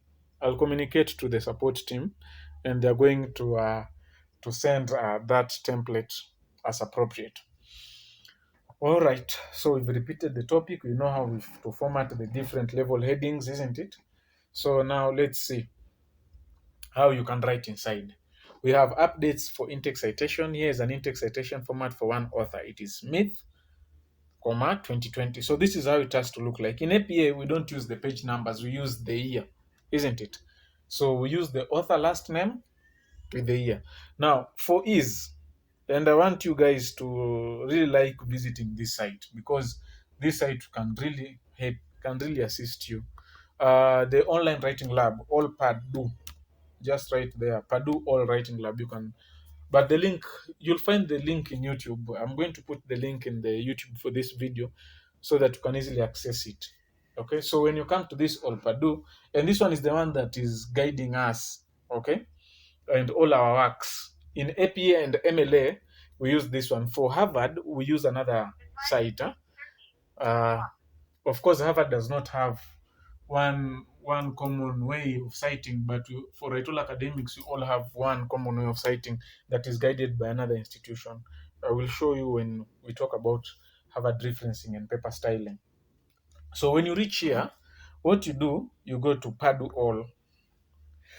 And then when you go to Purdue All, you have general writing, avoiding plagiarism. Those are not necessary to this video. You go to APA Guide. Okay, just click. Go to APA Guide. And it's not a must, even if you don't want to use our template, as long as you'll come to to the online writing lab and you see that it is okay, your work is corresponding to this one, then it will just look similar to ours. Okay, so if you want to take things about APA style introduction, overview, formatting style. So for me, I'll go to formatting style and I will talk about in-text citation, the basics. Of course, you'll see them here. APA basics, isn't it? Let me just show you. In-text citations. This one doesn't really, this one is not really, this one is a direct quote, but I don't need that for now. But you can see how a direct quote, for those of you who will be doing work for religion like the Bible and you want to quote a Bible, there's this block format that you use for what? For direct quotes, the ones that are available in the Bible. That one you'll watch as appropriate. It's not a must. I don't think if I should even read this guide, it's going to waste our time. Let me just talk from my head. So this time let me use a blackboard and let me use a pink pen. Now, no, let me use a red pen. Pink is for ladies, and apparently I am a man. So there are two forms of citations. We have parenthetical. Let me just take a pen. Parenthetical citations, which are very common, by the way. And we have the narrative citations, yeah? Narrative citations. What's the difference? Parenthetical, they usually assume that format of last name, okay, comma, year. An example, I'll just write here, is at which, this is the last name of someone I know, comma, and maybe that work they wrote it in 2021, okay? And then the same citation can be written in a narrative form, okay? But in this case, the narrative form does not use, it uses parentheses for the year alone. So I'll say, according to Atwich, I can just write like that, according to Atwich, so something like that, according to Atwich, and then I put a year here, I put the year following here. Let me just, according to Atwich, yeah, 2021, I have to write using the, according to Atwich 2021, comma, Kisumu is the greatest city in Africa. So something of that kind. So still this is a citation. Okay, yes, it's a citation. So it can either assume that parenthetical form or the narrative form. All right. So the only thing now, the only problem that comes is when you are citing two authors. So maybe we have an authors going by the name, okay, let me say Joanne and Judy. Joanne and Judy, these guys cooperated and came up with a paper in 2019. So parenthetically, it will be written as that, Joanne and Judy 2019. Okay. So you will write your statement until before, at the end of that statement, now you write Joanne and Judy 2019. But when it comes to the narrative, uh, type of the citation of the same citation for two authors, this one now is written out. It doesn't become an ampersand, it becomes an and. So it will be according, let me just write here, according to Joanne and Judy's research, okay, maybe according to Joanne and Judy, let me just write that. Joanne and Judy, and then I'm going to put into brackets 2019, yeah. Juja is a place to be, something of that kind. So you realize now this, let me just use a different pen so that I show you well. You realize that this symbol here now becomes this. I've seen guys putting in the narrative citation, putting here this symbol. That is extremely unacceptable. So get it right, my brothers and sisters. Okay, so in the in-text citation, that is extremely unacceptable. In the references, you use this and, use that and in the references. But when you come in the references and in the parenthetical format of citation, you use that ampersand. But when it comes to the narrative one, this one has to be written out. All right. So yes, and those rules basically you'll find them here when you just if you're keen enough. If you're keen enough, you just come here to authors. Let me just take you. Work by one author. You see, it's Ahmed, as Ahmed 2016 mentions, blah, blah, blah. This is the narrative form. This is the parenthetical form. So we have this one as the narrative form, this one as the parenthetical form. Huh? Citing and standard author, Wagen and Petty. Okay, research by Wagen and Petty. So you can see here we have and. But in this case here, we are having what? That symbol, ampersand. The one that I'm having it here. Ampersand in parentheses, yeah? And then work by three or more authors use the word et al. So just look, et al has a full stop first, followed by a comma, then a space, then the year, isn't it? If you want to write it in the narrative form, it is Canis et al. Full stop 1993 suggest. And remember, et al. When you just use et al means and others. So if you say Caris and others, it's French. You know, I did some French and I speak very fluent French, by the way. Na hapa si ati nasema ili nijisifu, but I speak fluent French.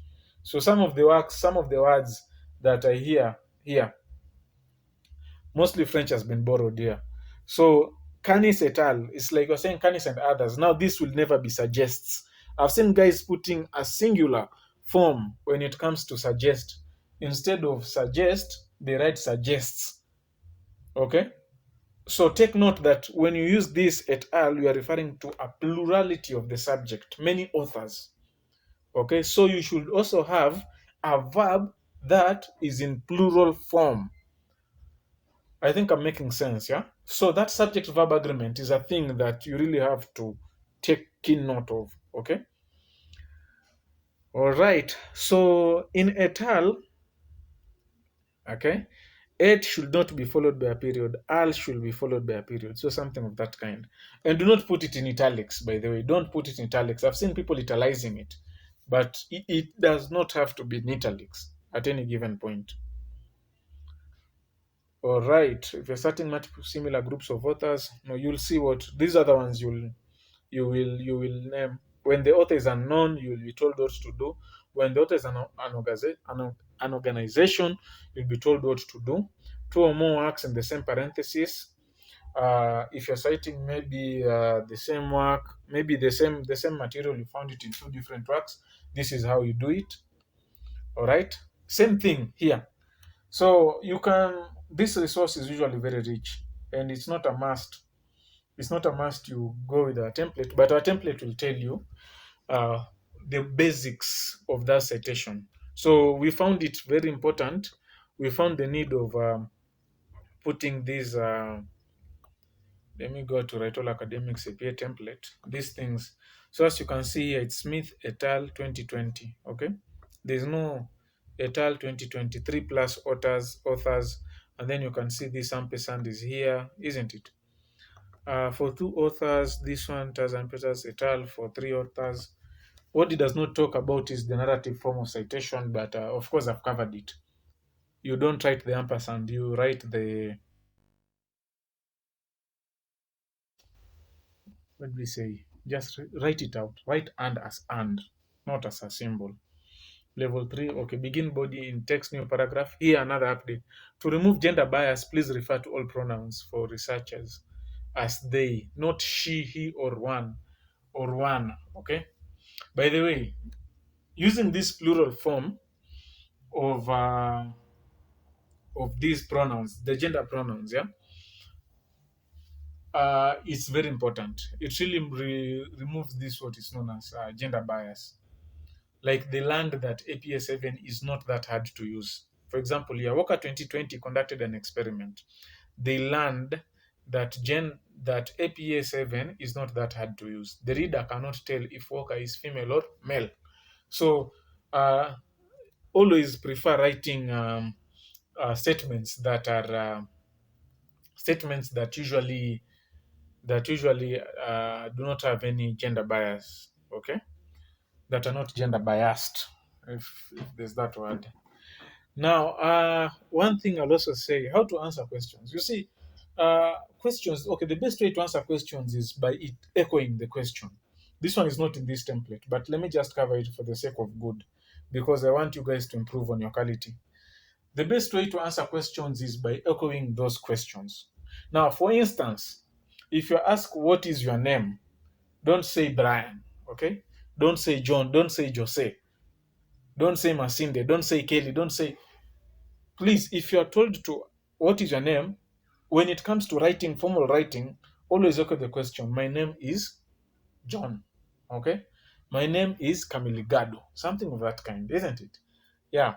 So that way, it becomes very easy uh, for the client to notice that the statements have been addressed, or rather, the questions have been addressed. Yeah. And then I believe now we are going to the section that people have been waiting for. These references. And one thing, if you get these ones, in the past we've had somebody, and I don't know if I can retrieve it, but we've had a situation that there's a paper that came. It was a 30-page paper that really needed 100 sources. So you can imagine, if you're not good in putting citations, and you're not good in putting references, it's really going to be a headache for you. But there's this scribe. In fact, when I was talking about the APA, I really touched something about script. So script, there is that for MLA. Let me just see. I'll just write script. The, these ones are very accurate for APA and for MLA, but don't it doesn't have for Harvard. In fact, the one for Harvard, it's in another it's in another language. You really can't understand it.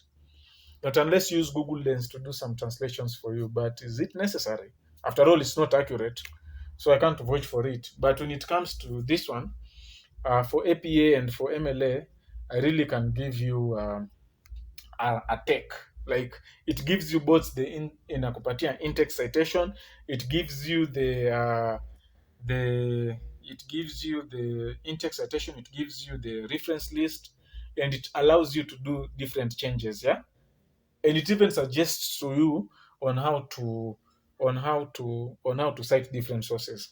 It can show you how to cite a website, a journal article, a book, a report, an image, isn't it? Images have to be cited. It's not like you'll take an image from somewhere, just use it. That's plagiarism, isn't it? You have to give credit to the owner, to the person who originally wrote that image, or drew it, or made it, whichever it is. You can also cite others by clicking others. So these ones are the most basic sources, yeah? These ones. Okay. And then you can also cite an app. Let me just show you.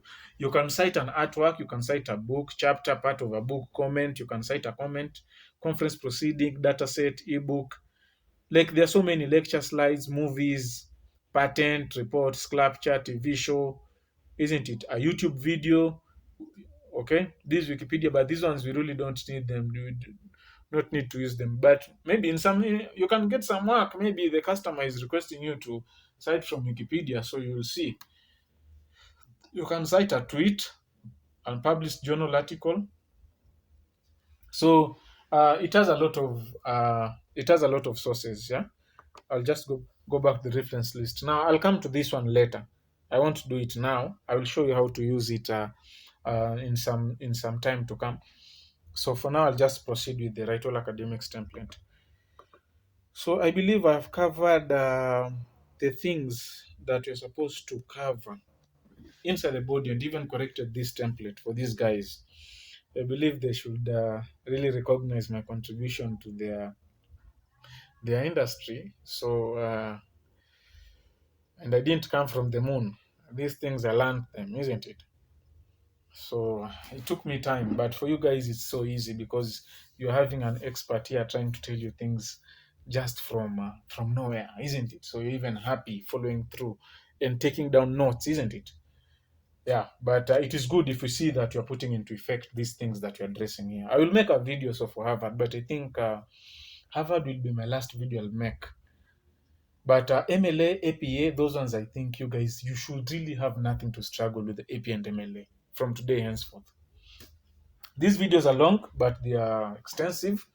They are covering almost all the things that you need to know concerning APA and MLA. Now, we are to this section. Remember, you are supposed to have this page break. So don't forget having that page break, yeah? Same thing here after the abstract, the page break is here, and don't have those extra lines as I had initially advised. Okay, so we are done with that body text. Well, that point. Now we're coming to the references. So in the references, contributors' names and initials, publication date, title of the year, HTTP, and the web address. Now for this one, this one is for our website, okay? This one is for our website, but I think the way I will assume a form like the one we did for the MLA template. So I'll just come here and open the MLA template because this is the template that I recommended for WriteALL Academics. So final WriteALL Academics templates, MLA. This is the only template that I've created so far. So I will open that final one, and I will want to assume the same structure. So we are editing that template.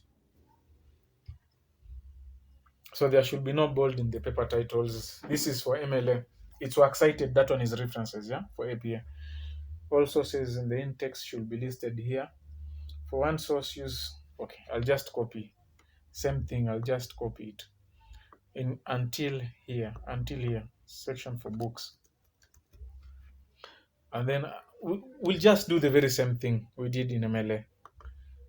So we expect, so all these other ones, I will just remove this one. I don't need it. I will remove this one as I do not. I'll just leave that one. I'll remove this one. I will remove this paper title. I mean, this one was just to demonstrate to you how to format the different section headings. Yeah, so I can remove it. Don't need that one. Thank you. And then let me look for something else that we can remove or add. So WriteALL Academics, title of reference. So this is the APA. So I'll just come and do this. There should be no bold in your paper titles. Now in this case, there should be bold in your paper titles, isn't it? I don't think if there's any title that had no bold. Level 1, you can look here. Both level 1 is in bold, level 2 is in bold, level 3 is in bold, level 4 bold, level 5 bold. So there should be bold. References is a level 1 heading in your paper title. Citations, for the citations, all sources cited in text should be listed here. Of course, for one source use reference. Now I will change this one into for one source use reference. So let me say use reference. So something of that kind. For two or more sources, references. So I will do this here. References. So pay special attention to the capitalization and italicization. Title case has been heavily used here. So here, pay special here, title case is not heavily used in APA. I will explain how or what I mean about that. All right. So we'll begin with books. Okay. So book, there's a note here. Please note that different sources have different formatting. So this was just a general format, but for now we want to go with this one here, books. So I will put here under the section of books because books are one of sources that are considered to be credible.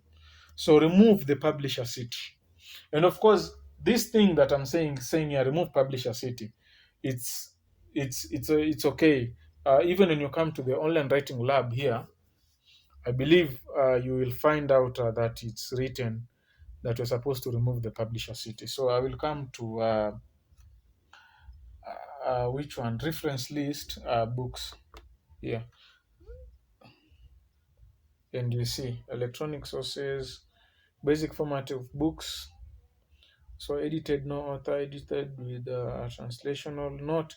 When you are When you cite a republished book, the above index should appear with both dates. Forget about that. That's not important. Articles. I think let me just search city so that there's no ad city. Publish. Let me just search that so that you can avoid wasting time. Publication, publisher name, publisher, publisher, publisher, publisher, publisher, publisher. Okay, there are some instances whereby you can find the city, and I really don't remember where I came across it, but it's somewhere inside here. I think now you guys will have to read that on your own because I'm trying to look for it and I cannot see it. And I cannot see it. But it's somewhere in this because I usually don't read anywhere else. I just read I usually just read in all Purdue or Purdue all. Site sources, please refer 7th edition APA manual. Now these manuals by the way are giving you, but manuals sometimes are very boring, okay? And they're very long. You really don't know uh, what to cite, what not to cite, okay?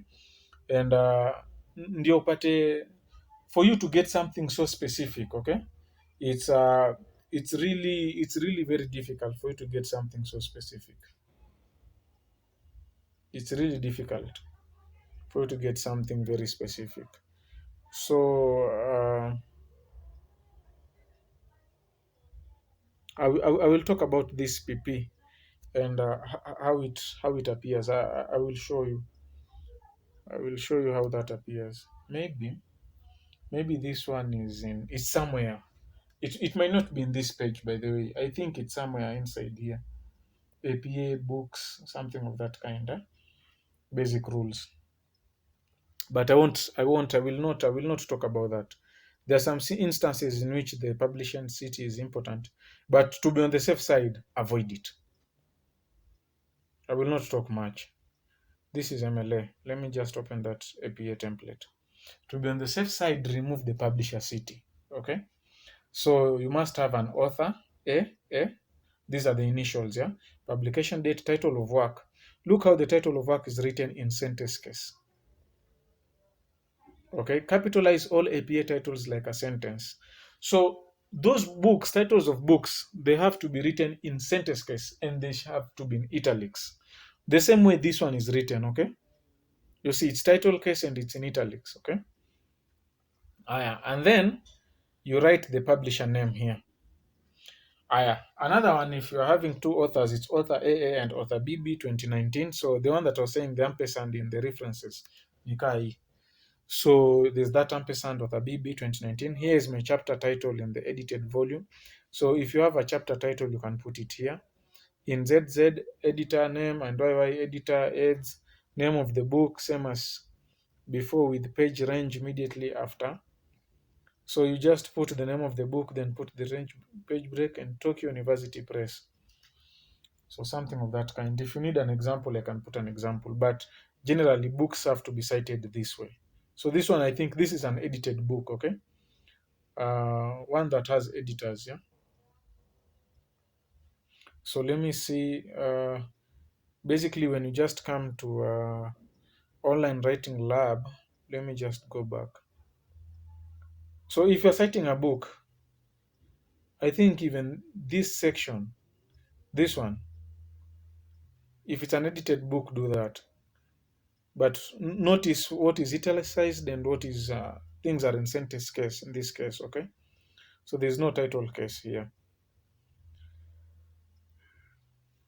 But let me just go to the website, the reference list. So you can have like this one here, a new companion to Mallory, then the SB. This is the publisher, okay? Stoneman R20 Alexander the Great, A Life in Legend, Yale University Press. maybe I can take this one as this one is just a very perfect example. So something of this one, of this kind, yeah. And then I will come here to a template and put it as an example there. So I'm just trying to open that template so that you can be seeing. So the example is in that color. So I'll just even assume the very same color here. So author that one. So the example for this one will be that Stoneman. And of course, since I've just copied details from somewhere, this one I have to format it accordingly. Times New Roman size 12. And if you are good, if you have good eyesight, realize that it even has a different color, isn't it? This one should be in automatic color or black, the ones that call this black. So that's the best example anyway. That's the best example.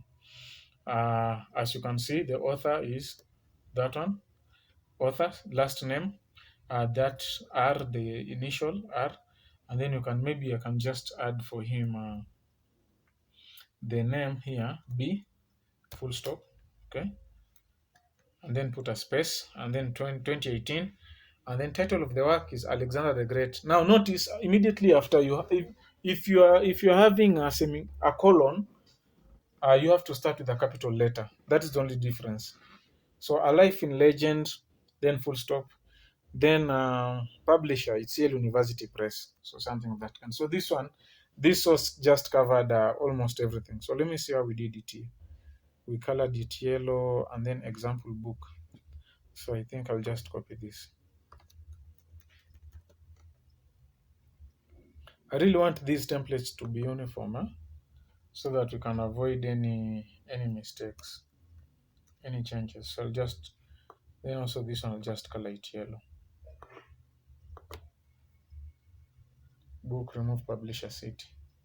And I think this one I will just have to color it red because this is a danger, isn't it? It's a thing you can easily. And then for this sample here, I will just have to put the pink that I've been putting. You know, I had that statement, potatoes potato. I don't know what, so I almost said the pink is pinking. So yeah, so that's an example. So that one is for the books. Then I think this one is an edited book, yeah. So of course, if you really want to see an edited book, you still can come here in the section for the online writing lab, and edited book, no author, no edited book with an author or authors, title of cards, editor, edition, DOI if possible. Basically, it has to take this form, all right. So, but that one I don't think if I will. I don't think if I will write anything for that one. And you have to have this DOI. I think what I will say is that we should have this section here, DOI if available. I'll add this one to our. I will add this one to our template, yeah. But rarely will you find DOIs for books. But if that book you're using has a DOI, then no, this is MLA. So let me just go to APA. If the book we're using has a DOI, then be sure to include it. So I'll just put that. And after the DOI, do not put a full stop. So these rules are very petty. Very, very petty rules. That's why some of you think you're here to waste your time. But after the DOI, never put a full stop after the DOI. That's one thing I'll tell you. So this color should be automatic and it should be Times New Romans size 12.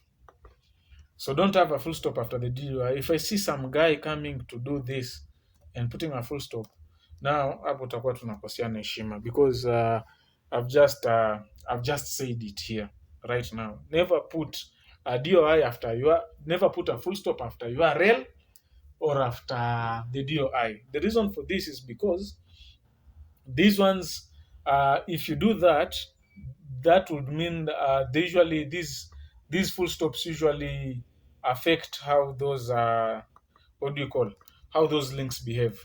Okay, so if somebody comes and takes that link and put it there, they realize it does not take them to the page. I'll show you. Let me just look for a demi DOI here. I think of course you must be having a DOI somewhere. I know.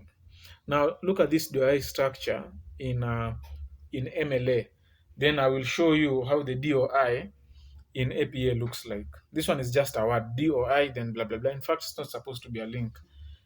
Yeah. But when it comes to APA, let me show you how this one should look like. Let me do this. I will come and click here and take. And for this one, in fact, for MLA, there's a full stop after the DOI, isn't it?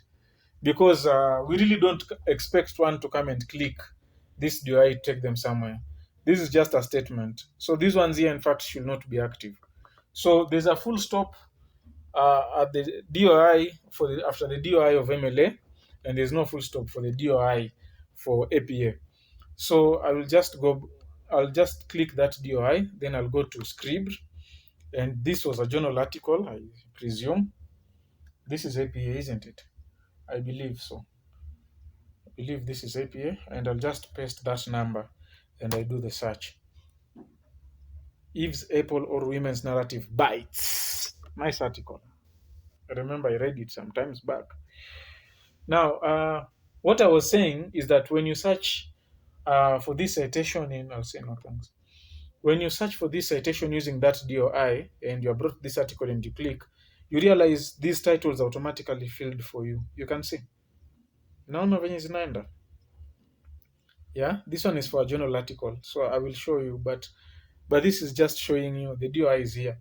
Then, when you look here critically, you realize that capitalization suggestions. So they are telling you that in this case, this title has to be in sentence case, but this one here has been written in title case. So the truth of the fact is, it really has to be sentence case, the title. I will show you how to do it. So by just clicking this, it becomes sentence case, and you can look if the other things that are written here are okay, isn't it? So is the last name case? I don't know. I don't know if the name is case. If you're really unsure, you can go search that document in you can search that DOI number anyway and see if the name. The lady is called case 1977, cited 16 times, so that one is okay. So I will just proceed here. So case is okay. The initials SE, that one is okay. The title is okay. And once you've ascertained that it is the right information, everything is okay, just go to cite source. When you go to cite source, you can see venye imekuletea, it has brought to you the name, the in-text citation. So this I will click, just click that. If you click, it tells you copied. And when you come to our document, let me just put I'll just have to open those sample documents, those dummy ones, because this is talking about, let me just reduce it to 100%.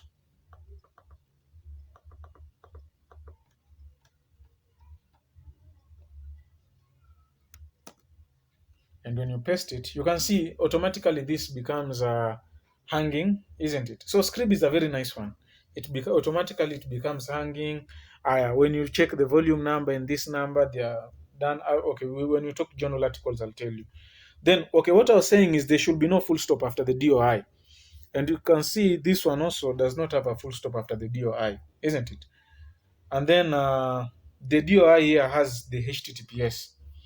And then always remember this one has to be active. For APA, you really have, for MLA, you can leave it this way, the way it is, okay? But doesn't take this format, because if you are to compare, it doesn't have HTTPS. It is just DOI 10 something like that. But for this one, it has HTTPS, that one, and it is a link, okay? So for this one, you have to make it active by just highlighting that, and then you right click on top of it, and you come to this section called link, and just press OK. Then now it's active, isn't it? So this is the DOI link that you're talking about. You come, take it as it is, and assuming our book had a DOI, you put that DOI somewhere here, isn't it? And do not put that full stop.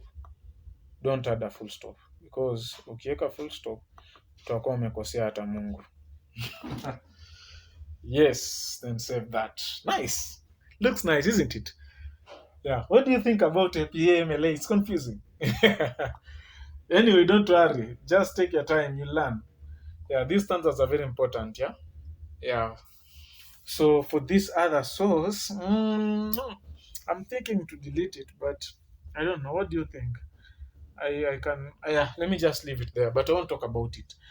In any case, you come across this situation, you're unsure of what to do. You can just come. Even Scribe, I think it has that one for section book section. Yeah. Like let me see, edited collection. Yeah, you can find it here. Edited collection. It's going to tell you some book or collection. It's going to show you contributors, edition, volume number, publisher, publication date, DOI. It's really going to tell you. Yeah. Ah, section of a book. Let me just see if you can find another source. Your book, chapter or part of a book. Some of you want to do that. You can also see. Yeah, you can also see those ones. Yeah.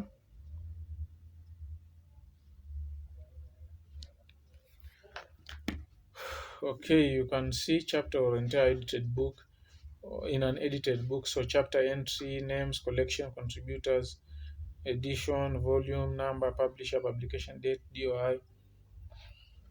Script is a nice place for you to learn, for you to improve the accuracy of your citations. In fact, I think the best way to do is to get those journal articles from Google Scholar. You can search. If you come to journals here, let me just show you. If you come to journal article, you can search even using the title. Just take the title of the journal article, put it here. It will search for you. Like for the one that we've just had, assuming I don't know the DOI, let me see. But I know the name is Eve's Apple Women's Narrative Bites. I can just come and search with this title. So I'll just search this title, I'll go to journal and then I put paste. I paste it there and then I click it search.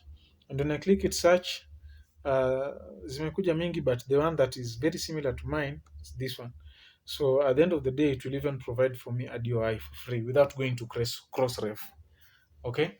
But if this one does not bring for you that journal article, you'll have to go to Crossref to confirm that that article has no DOI, because Crossref ndio kusema. So I believe by now you know what Crossref is. I don't like repeating things, but that's the thing. So it's simple. It's as simple as that. So you can get the source. You can get the source from, and this one is very easy because it even gives you that in-text. I didn't demonstrate. Let me just show you. Let me not even do any suggestions. I'll just go to cite. And then when you just click here, it gives you that in-text citation. So the in-text is here. This is the parenthetical form and this is the narrative form with no mistakes. Okay, it tells you in research form blah blah blah. Okay, and for this one it gives you that with okay. The reason as to why we are having this AB is because it sees as if we cited the same work twice, but you can remove that by just clicking on, coming here, check this box and delete it. So now you can see if you go to in-text, there's no A or B. Okay, yeah, and when you click this, just take it, it's copied clipboard, unaenda una paste kwa kazi yako. So simple. Google Scholar does not give you in-text citation. Google Scholar will give you references that are extremely inaccurate. That's what I'll tell you, very inaccurate. Yeah, so you have to be careful in what you are doing to avoid these mistakes. And you're taking this time making this video. I know it's long. It might even go 3 hours. I don't know. But I really want you guys to understand this. So for this one, it is a book that has edited. Here is my chapter title in an edited volume. In ZZZ, edited, YYY, editor, editions, I don't know name of book, Same as before with page range immediately after 17 to 20, Tokyo University Press. I'll just leave that. I won't talk more about books again. After the books, let me see what we talked about in MLA. After the books, I think we talked about journal articles. Yeah, journal articles. Yeah, journal articles. Just go to journal articles. So I'll just try to copy whatever we did in MLA, and then so I believe until here. I'll just copy this. This is what I will want. Now let me just copy this entire thing, and then I'll delete as appropriate. So example book, contributor's name, initial publication. This one is unnecessary, so I'll delete it. So for this one, you can put a full stop, but if there's a link, if there's that DOI, don't put a full stop after any link in APA. So for this one, I'll do that. But I will have to come and delete this because this was in MLA. I just want to harmonize these templates to look similar, and then I'll share with you these ones, the very same. Author name BBBCC to 20 authors. If there are 20 plus authors, stick to the last author. Do not use Italian references. Publication date, title of HTTPS DOI with no full stop. And there's an example here for 20 authors. All right. So what I will do, I can easily come and do this.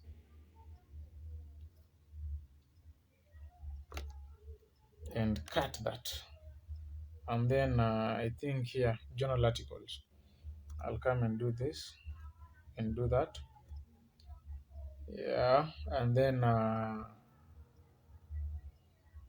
I'll just try to address what this template is trying to say here before showing you the things that I want to show you. All right. So journal articles, then I will come and take this section here. I'll say this is example journal article. Should be somewhere here. But this one has very many authors, yeah? I don't even think if I should use this. I think I'll find a good journal articles for you guys. Because rarely will you find one that has more than 20 authors like the one that has been put here. So this one is somewhat irrelevant. Although, let me say, I've experienced this situation once ever since I began, okay? Ever since I began academic writing. Oh, there's another mistake that I've seen here. This one has to be hanging. Yeah, this one has to be hanging. So we will just be checking. We'll just be checking before we finish making this template.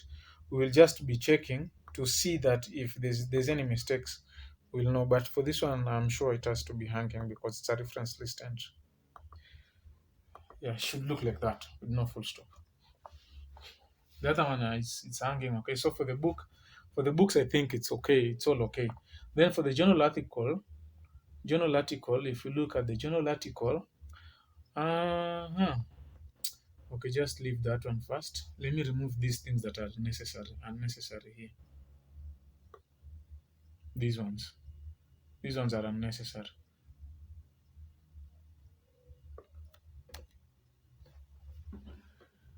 All right, I've talked for long, so let me just take a break and then I will proceed. Just a small break before I come and proceed. So thank you.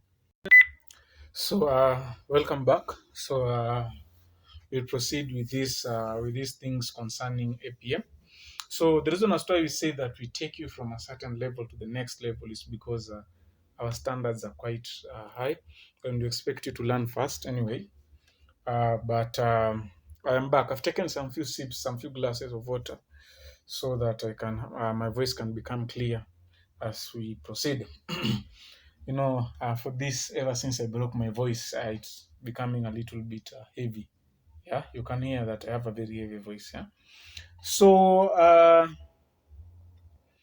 Journal articles, these ones are the most, okay, these are the sources that you will mostly use when you are doing your work. And in many cases, these are the recommended sources because they command that credibility. Actually, journal sources and books, these are the most credible sources someone can ever use it at any given time.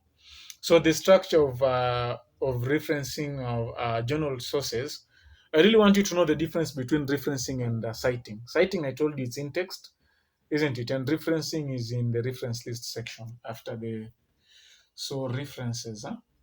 So these citations, these ones are in text. They're inside the text. These ones are in the list or in a separate page after the body, isn't it? Yeah, now, journal articles, these ones command a lot of authority. Yeah. And in most cases, you will need to be using them, okay? You'll need to use journal articles in referencing your work, peer-reviewed journals. And these journals, anytime you use a journal, make sure you provide the DOI. This is a digital object identifier, isn't it? And do not provide a URL when a DOI is available. Why do we prefer DOI? DOI, this one is a stable URL. It's more of it's a URL, yes, but it's more stable. Like it does not change even when the author changes does something concerning the website, yeah. And URLs, we have URLs that are stable URLs. Nowadays, I've seen nowadays people even have something known as stable URLs. You can look in when you go through that online writing lab, you'll come across this stable URL, which assumes the form of a DOI, but still this one is a URL. So DOI, it must be for APA, it must have that HTTPS, then those / DOI, then those colons, then the number 10. It begins with a 10 something, then certain number, then blah blah blah blah blah. Now, Google Scholar has a tendency of providing what is known as an article number. If you reference, and I'll show you an article number. So these are just warnings that I'm trying to tell you with Google Scholar. Google Scholar will give you article numbers which are not required in APA citations, APA 7. Okay? And how does an article number looks like? An article number, basically, you see this number that is here that I pasted here, this 19, this one, 19 something. This is the article number. So you can find that if you copy your reference from Google Scholar, it will come with a DOI, but before the DOI, it will place for you something, a number like this one, which you won't even know its meaning anyway. And you think it's accurate, but it's not required. It's a fault of style, yeah? So that one, you really have to remove it. So be careful of article numbers. Article numbers, you can easily know an article number because it resembles the DOI, that number that is available in DOI. Because the basic structure of a DOI is the 10, and then this XXX stroke that one, okay? Yeah, so we'll have, when citing for more than 20 authors, for this one here, I think they just put 20 authors. In APA, you list all the 20 authors, okay? 20 authors, just list them, yeah? If there are 20 plus authors, skip to the last author. No, skip to the last author for number 20, the 20th author, that is, and do not use a tal, okay? Title of, then you put the title of the article, title of the periodical, volume number, in italics, issue number, and the pages, and HTTP DOI.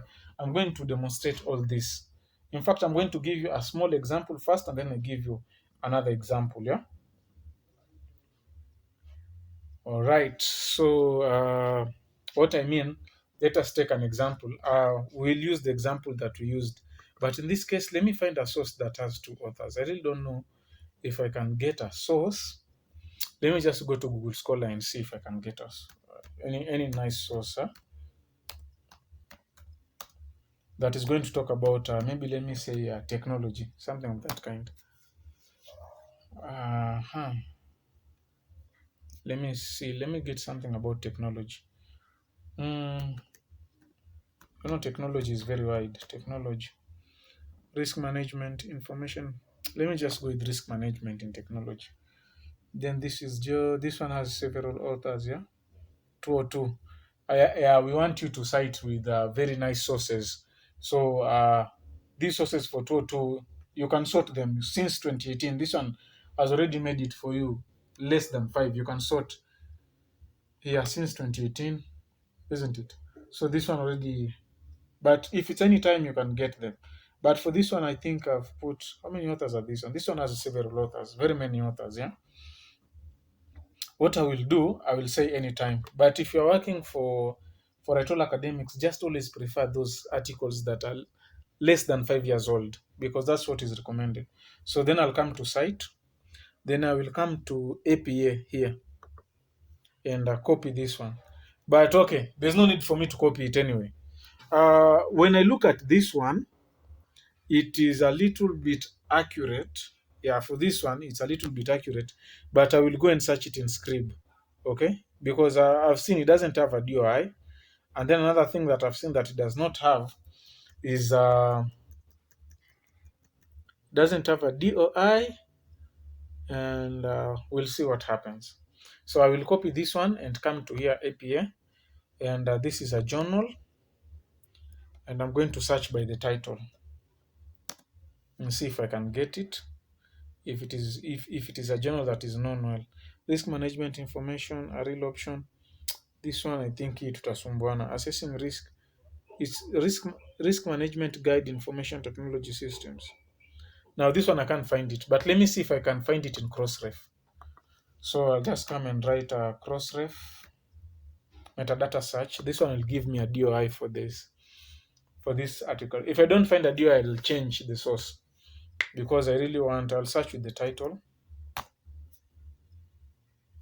Or you can even search with the authors, or you can search with the entire thing, titles, both the titles, the author names, and all that. Let me just go back to Google Scholar so that we can see what I'm talking about. Where was I searching Google Scholar from? Yeah, I can search this one. I can just come here. This source is for which year? 202. A very old source. Very old source. It's in fact, it's not credible. Let me just do this. Don't know why it's taking long. Crossref is reloading. Let me just search another search. Crossref metadata.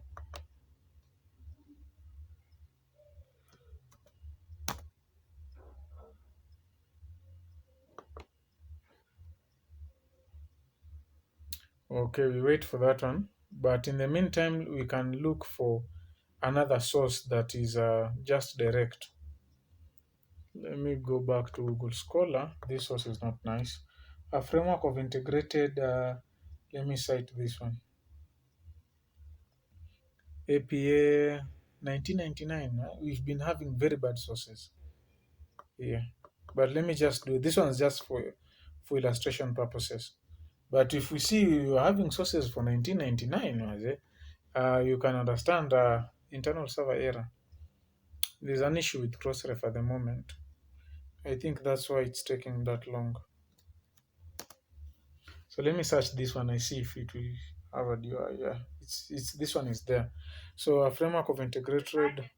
I'll confirm if Kakoli, Brandney, Peter P, and Marketing Kathleen. Though if I'll just confirm if those are my guys with this source. Let me just go back to Google Scholar. I think it's here. Yeah, these are my guys, my friend. These are my guys. Then I will just click this one. Then I'll just check the title. If the title is okay, a framework, yeah, it's in sentence case, it has the pages, it has the management decision, K Brandley, PP, that one, K, that one. So these ones are 3 authors, yeah. 1999 DOI, the DOI is here, isn't it? So everything is okay. I'll just put cite. So this one, this is my source. So I will just come and click here, and I come to my work.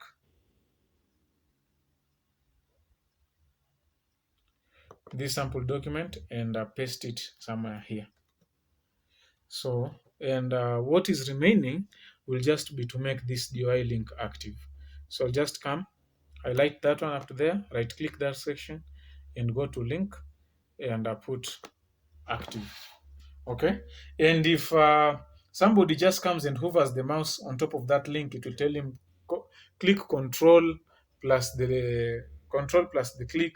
You'll follow the link, so that if I just do this, I press control and I click here, it will open my browser to take me where the document is. Okay, automatically. So by the this is how these teachers. I've just clicked it now, so I believe it will take me to the article. This is how teachers want that they just click and they're taken to the source. They just click, they're taken to the source, and that's why we insist on making that these DOI actives and active, yeah. And when you do that, you can see the article is just here, isn't it? The abstract. You can come even download this publisher, everything, blah blah blah. So yes, so after I've put this one here, I know any reference that is going to be here. So have to have an in-text citation. So I will come and put in-text citation. I'll just go back to script. I mean, I'm demonstrating to you guys. I'm taking my time in this thing so that I can't keep on repeating. Then I'll come in text. So automatically it has detected that it's three or more authors. Yeah. So it has put for us et al. So I will just come into my in-text, and maybe it's somewhere here, and paste that one. Okay, so you can see the format of a tile is just okay, and the the year it's okay. And then I can also go back to script to take the parenthetical version for it. In this case, when it comes to the parenthetical version, I'll just expand this so that you can see. You copy these ones separately. Okay, when you click, you can click to copy this one, that part alone, and then you come and click this other one separately. These ones are separate, yeah. For this one, it's just a 1 unit. So that is the thing I will tell you. So you can come to your paper here, and you can paste here, Brandley et al. And then 2017. This one will come and clicking it, clicking it, clicking it properly. Let me just show you. You just click now 1999, and then you come and paste. And then since you said it's plural, we'll say suggest. Okay. Brandon Page and others suggest that uh, good APA formatting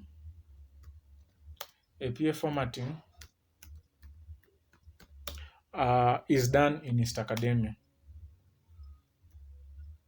Is done I'll correct that, I've seen it in East Academia, something of that kind. Good APA formatting is done in East Academia. So I believe you see what I'm talking about.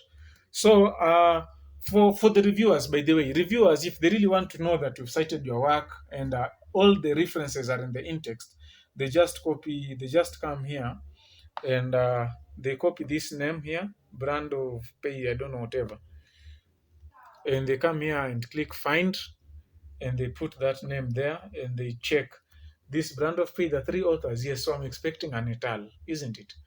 And which year? 1999. Then they go. They search. It takes Brandon, comma, et al. 1999. Correct. Et al. Okay. Yes. 1999. Okay. This is a very nice narrative citation. Something of that kind. And they come back. That one. So I'm giving you clues that they should help you. But when you search, because I've seen guys doing it manually, and sometimes you can see that even we have different. Okay, we have guys with maybe, let's say, French names like frere, to mean friend. This is can have what do we call them? I don't know if this virtual keyboard that is available here has such kind. Let me see.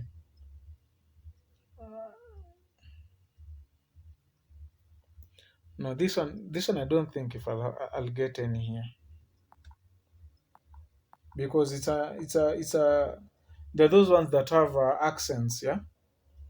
Anyway, let me just use a whiteboard. I don't like blackboards. What I'm trying to say is that this one, frère, is not equal to, okay, because of these ampersands. And if you start using word will not take these ones as two different things. So that's why I'm saying script itakusaidia, haitakupatia shida. Like it won't give you a problem when it comes to these ampersands, because when you just go to in-text, it will carry even the in-text of these ampersands here. Okay. While it might be very difficult for you to write with with a keyboard, these ampersands, uh, script will automatically put them for you. Okay, so I just hope I'm clear. I mean, embrace technology, find your life easy. And many sources, by the way, you'll find so many sources having written by foreign authors that have very funny names. You can have somebody having a name like Jaime, so something of that kind, and you try to do it manually. You end up writing something like this, which doesn't make sense. Okay, so you end up writing something like Jamie, which this one clearly this does not correspond to what I've written here because of those ampersands and whatever. And that time when you find that, your work will be returned for revision. Yeah, your work will definitely be returned for revision. Now, same, oh, they are very petty. They are what? Oh, I don't know what. Yeah, you talk a lot. Instead of talking a lot, we'll just advise you to find time and get things done. And as usual, these ones you should not forget before submit your work. Just make sure you sort them accordingly, isn't it? So you come here to sort and put there ascending vizuri, and yeah, you can see where the B came, the C came, sorted well. So I will use this. I will use this as an example here, as an example to our document. Yeah, I will use this as an example to a document, and it will show you the various sections of a journal article that needs to be cited so that we can avoid any problems. So let me just go back and I'll click this out and I'll just copy this one and I'll put this to a template. Let me see what I'm doing here. APA, I really knew that I'll take very long in APA because APA is one of the most pettiest formatting style. I've never seen a formatting style that is as petty as APA. APA it's very petty. You can even give up on it, but unfortunately, it's the one that has almost 90% of the orders. And kuna watu tu wanataka tu kazi za APA, yes, but mi najua if you get to know APA, this one you have to put it active. If you get to know APA, MLA and Harvard properly, then it's going to be very easy for you. Now, we will go through these elements that we had talked and show you the formatting that we wanted. I really don't think I'm getting this thing in the right way. I'll just open a different article. Let me do this so that you can see it. I think I'll have to remove this find.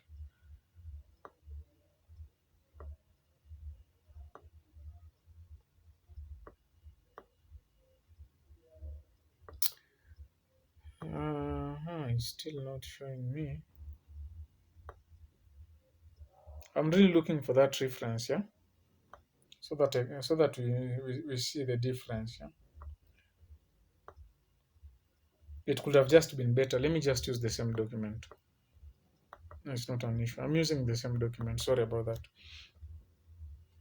So the authors, you put the author's name. So usually it is the author and the initials. So for this one, it's the author name initial. For the first author, author name initials. For the second author, and author name initials for the third author. So you notice there's an and here and not a third. Huh? And then the title. The next thing is if there are 20 skip to the last, this is the title. Don't use Italian references. So you have the title. So the title is here in sentence case. So a framework for integrated risk management information technology. So this one is not in title case.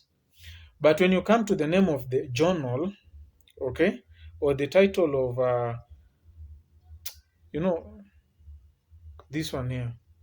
Title of article, this one is the one that I've said, it's in sentence case. The same way here it is in sentence case. Then the title of periodical, this one is in title case, followed by a comma, space, volume number in italics. All of them are in italics. Then the volume number, this one has to be inashikana, there's no space. Okay, there's no space. Inashikana na that bracket, yeah, and that issue number, then you put pages. So as you can see, same thing. This is the name of the periodical, management decision, comma, space. This is the volume number. This is the issue number. And then you can see there's no space between here. And then there's these pages, yeah, 433 to 445. And then there's that DOI. Okay, title of italics pages, HTTPS, stroke DOI 10, that one. HTTPS, stroke DOI, that one. So that's the format, basically. Yeah. So I don't expect you to put for me a format for what can I say? A format for MLA for the DOI, yeah, and then don't put a full stop after that link. So that's the trick. All right. So now I don't know if I should leave this one here. But what this one means is just you write the name of the authors until the 20th author, and then you skip to the very last author. Okay? If the authors are more than 20. If there are 20, just write them out, then put the year, put the name of the work here, title of the work, and then put the name of the journal here in a title case, where as we said, and it's in italics, issue number, volume number, and the pages, yeah? I'll just leave it. And then you can put the DOI as well. So in fact, I'll just use the same DOI for illustration purposes. Yeah, I'll just use the same DOI for illustration purposes.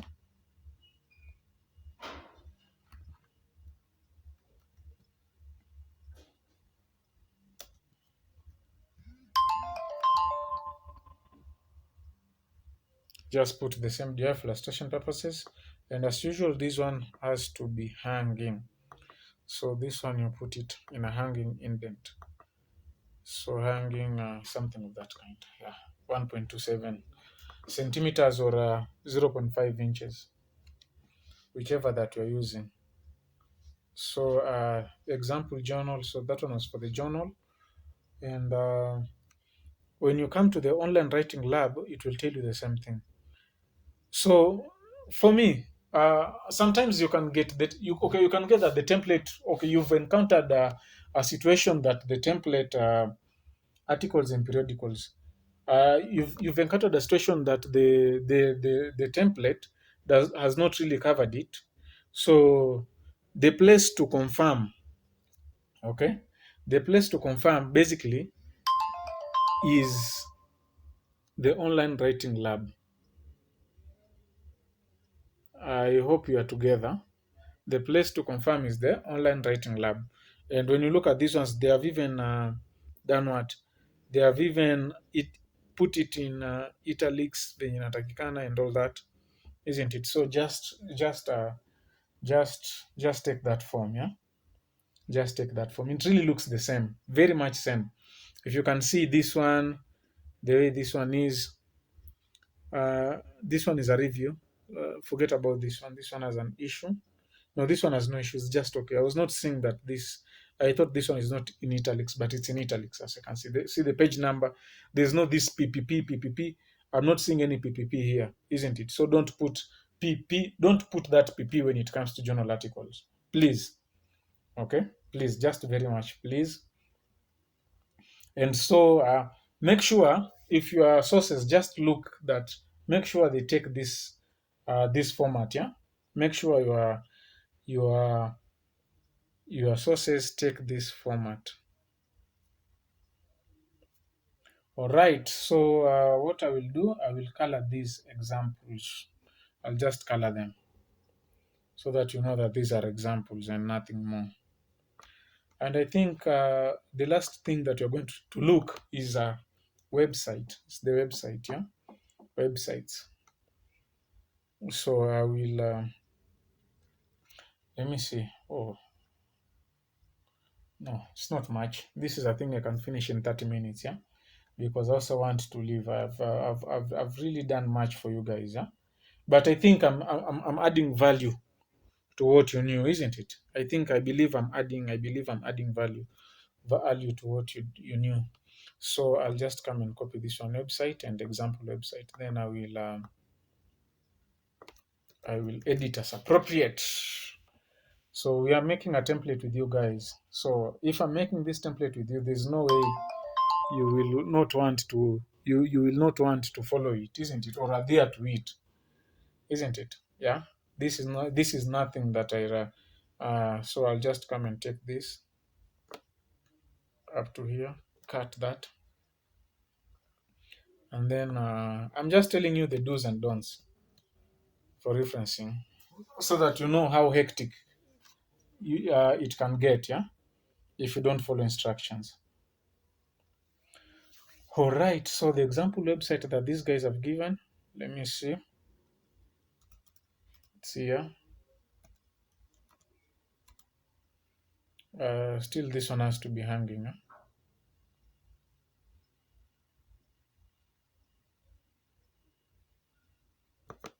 All right, so yeah, that's it. So that HTTPS is very important when it comes to APA. So what is the basic structure of a website?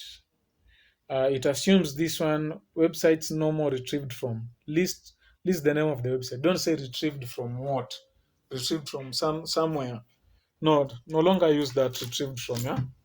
Although we have some situations where it is used, but to be on the safe side, why should you even use it? I don't see a reason to use it if something is not supposed to be used. So don't use it. Okay? Don't use it. But yeah, most of you are very nice writers, but then when it comes to the format, munagonga nje vibaya sana. Yeah, same thing. The same thing that I was telling you. You cook very nice food, but you serve it in a very dirty plate. So, including these markers, you see, these markers, they really mean a lot to me. I fell in love with them. I think I love markers than anything else in this industry. So you find some time and follow these markers and these illustrations that I'm providing here. Let me not isikuwe na choma mahindi hapa. So that's nice. I believe that's just a note. So website no more retrieved from, yeah. Just list the name of the website. An example is author AA and author BB, publication date, title of the web articles in italics, and sentence case. As you can see, the way venye tu imefomatiwa, exactly the way that one has been formatted. That's how you should also format your paper. Okay, your source, and then name of the website. Then put the URL there. HTTPS. That HTTP is very important to when it comes to websites. Now, an example for a website is Hallman J. Hallman R. 2019, December 13. I wrote this article in sentence case, the New York Times in title case, HTTPS, whatever it is, isn't it? But what I will do, I will make changes to this and put it that way, and I'll put this as a link, huh? And I'll put this as a link. So these links, as I said, they have to be active. So I'll just activate this link, yeah? And don't put a full stop, all right? Don't put a full stop after the link. Don't put a full stop after the link in any given situation. That's what I'll tell you. Reasons, I think I've already explained. Yeah? I've already explained why it is not advisable to put a full stop on those links. I think I was talking about URL and DOI. URL and DOI, the difference is that a URL can change. It can change a form. Like sometimes you might cite you might cite a piece of online article today. Then the authors were your article, or if it's an organization, they update it. And if you are citing using a URL, that person will check it tomorrow when it's updated. The URL will have changed. Okay, so they won't access the article. But a DOI is stable. It never changes even if the website is updated.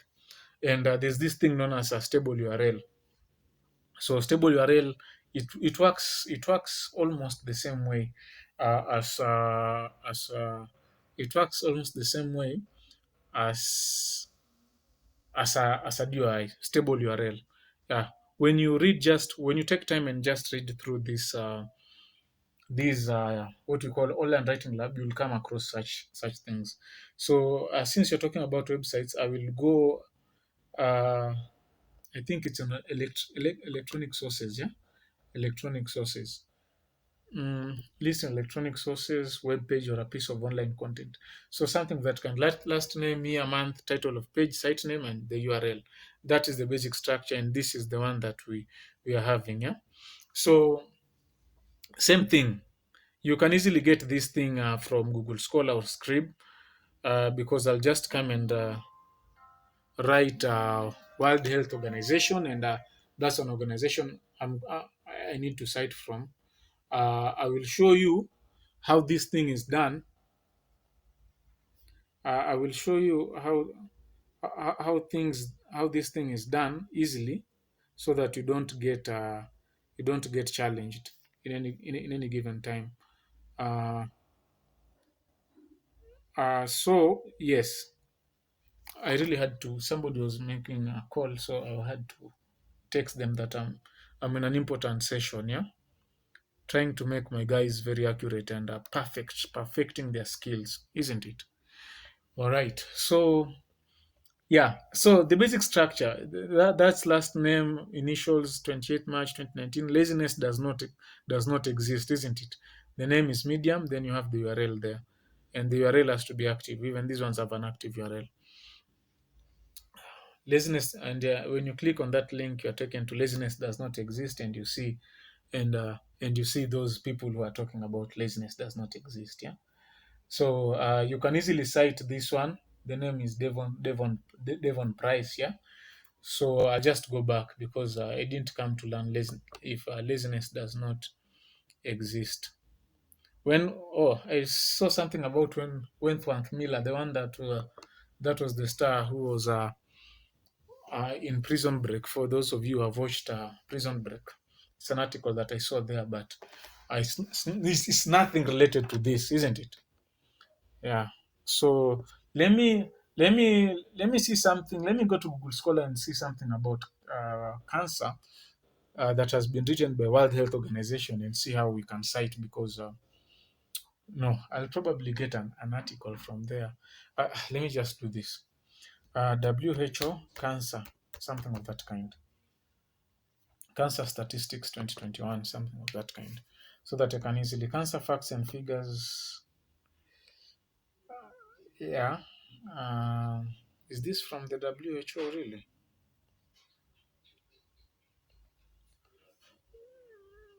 Mm, just accept cookies. No, cookies are the ones that generate traffic for these guys to get advertisements. Yeah, and they're restricting. This is American Cancer Society.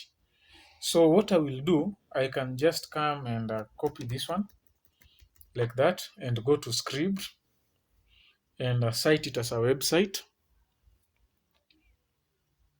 and paste the URL there, isn't it? And then I'll put that Cancer Facts and Figures 2021, and then I'll do that. American Cancer Society. So, okay. Now, when I look clearly at this one, I can see that there's an issue. There's a very critical issue here, and I want you to be careful. Looking down here, there's no author listed. There's nothing that has been listed here. There's nothing that has been listed. Now, uh, what I will do, because these guys mixed up, because this is the organization that I'm getting this article from. So this is supposed to be the author, isn't it? But when I come here I'll just come and cut that one. When I come to the authors, I don't see. I'm just seeing initial name and initials. So since it's an organization, I'll click organization, and then I'll come and paste the name of that organization. Okay, so at any given time, don't leave this. If you see there's something like a slash, know that it's separating something. Yeah? And then the title, they're saying that it has to be, they're suggesting that facts has to be lowercase, figures has to be lowercase, which is very appropriate. Something the same way that we discussed, it's in sentence case, the title of our web page. Yeah? And then the publication date, it's unknown. But if we can get the date, you can come this section here. Uh, this one I think is for 2021. We can look for the date. Okay, for you have to look for the date. Okay, for you have to look for the date. Are we together? But for me, because this is an illustration purpose, for illustration purposes, I really can just say 2021. Okay, because these ones are for 2021. In fact, even the name tells you that it was made in 2021. So there's no need for me to check it further. So I'll just write there 2021. So assuming that it was made in August, and these ones are not a must anyway, but if you know, you can just put 14th, and then maybe it was accessed today. I'll just put it's accessed today. Just by clicking this today, it puts that. But since our clients are in America, they are basically maybe behind with 1 day, so I'll just come and change that one and put 02. And then the name of the website is still the name of the organization that wrote this one. It's American Cancer Society. So I'll just come and repeat this and click cite source. Yeah. So as you can see, it has cited for me American Cancer Society 2021, cancer facts and figures in italics, and this one retrieved February 2022 from HTTPS, like that, isn't it? That's how it's written, isn't it? Retrieved from that one, cancer facts and figures. But you don't want that thing retrieved, isn't it? But in this situation, I will highly advise that you leave it the way this one has put it for you. Just leave that retrieved, yeah? Yeah, you will notice there are some situations that retrieved from is needed, and some situations it's not needed. We mwenyewe utajua. If this one had a different name with this one, and this situation basically it's because it's happening because the name of the website is the name of the web page. Oh no, no. This American Cancer Society is the same name that we could have put it here. Okay, let me show you. I really like doing illustrations for you guys. And then after this, you don't buy me even a soda or chocolate. Chocolate is for women, yeah? You don't buy me a soda. You should even call me, tell me, yes, Mwalimu, this is credit, isn't it? Yeah, you really assisted me in doing APA. Or you want me to put a pay bill number there so that you do something? Eh? Okay, that's uncalled for. That's unnecessary. It's just some simple talk. Yeah, so the reason as to why this situation is happening and you're leaving retrieved from here, it is because this name, the author name, is the same that could have really appeared somewhere here. Could have appeared here. But because of that repetition, we really don't like that repetition. This is how it looks like. And then this link, of course, has to be active. So you can see script automatically placed for you that HTTPS. And you make that active. So that's it, isn't it? So this one, I think, looks more similar. It looks like the one that it looks that like the one you're having here, isn't it? Yeah, website. Let me see this one. 2019 December. I wrote this article. There's New York Times and the link. I will not change that one. Organization name, if no author, publication date, name of website in italics. That one. So Teen Vogue, how Facebook is helping elections. That one will be Teen Vogue election. Okay, so what I will tell you, instead of leaving it the way it is, let me just I believe let's follow the recommendations of these guys, yeah? of WriteALL academics. I mean, I might even be. Let me not write something that is away from that is deviating from their convention. I mean, I might be making a mistake. Understand me, writers might accept this, but for WriteALL academics, I've seen clearly they've put in their template. So what I'll advise, put that on American Society, Cancer and Figures, and then this retrieved from, delete it, yeah? Just delete that and put the URL. So so that you be okay with the convention of WriteALL academics, I believe this is what you should be having. And I can copy this one and come and paste it here so that for just comparison purposes, yeah? And I'll come and paste it here. Let me see.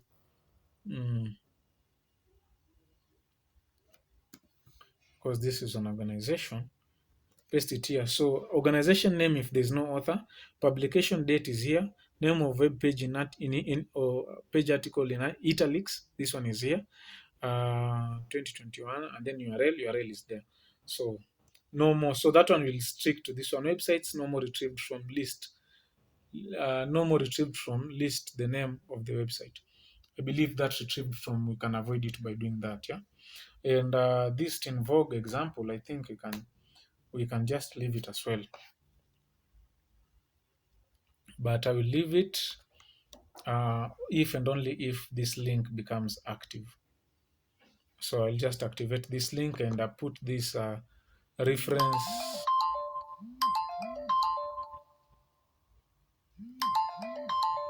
I'll just put that one active, and then I will put this one in form of hanging.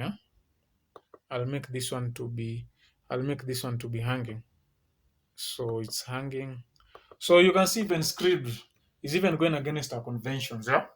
So stick to our works, yeah. Stick to our works, yeah. These examples, I'll just do this and put this color example, and then I will. These are also examples. So be sure that your work really looks like this, yeah. Your references, yeah. Social media is very complicated. Real name, screen handle, applicable date. Do I really have to do this? I don't think so. And do I really expect you guys to cite from Twitter? I don't think so. So I believe not, unless if it's a YouTube video, you will know how to do it. And basically, it's always on Online Writing Lab. I'm just trying to cover what is important and what is really important.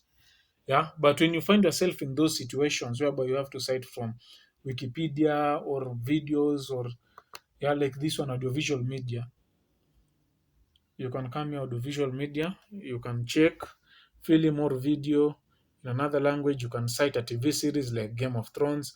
You can cite an episode. You can cite a YouTube video. This is how it has to look like. Yeah, tasty something. Yeah, music album.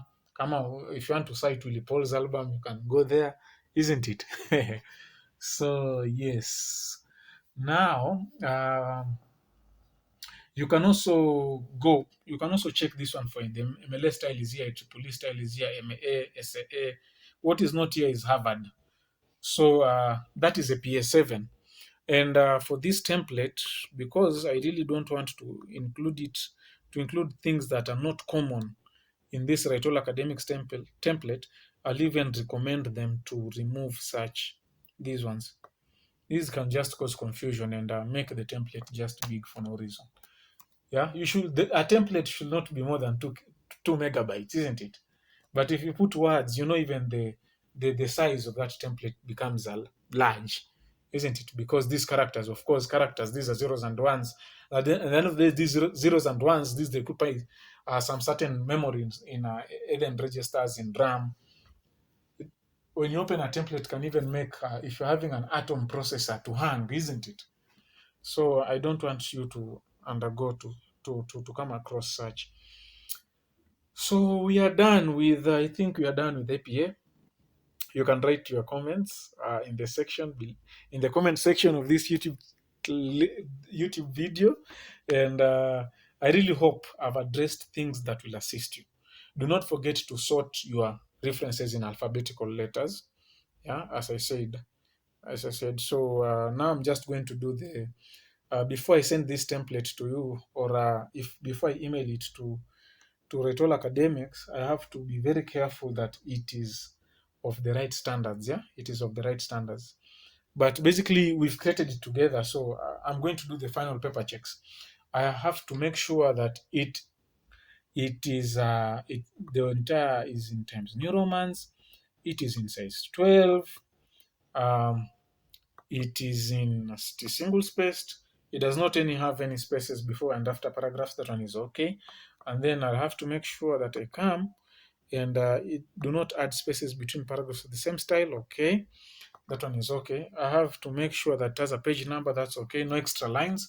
I have to make sure that does not have document properties. So info, it had no author, no last modified yet, not yet.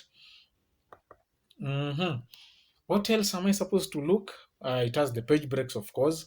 The abstract is here. Now I'm going to create one without the abstract, but of course it will just assume the same form. So for me to do that, I will just come and save this one. Save as. I'll still put it in desktop academics template, and then I'll say here this one is with abstract. Yeah,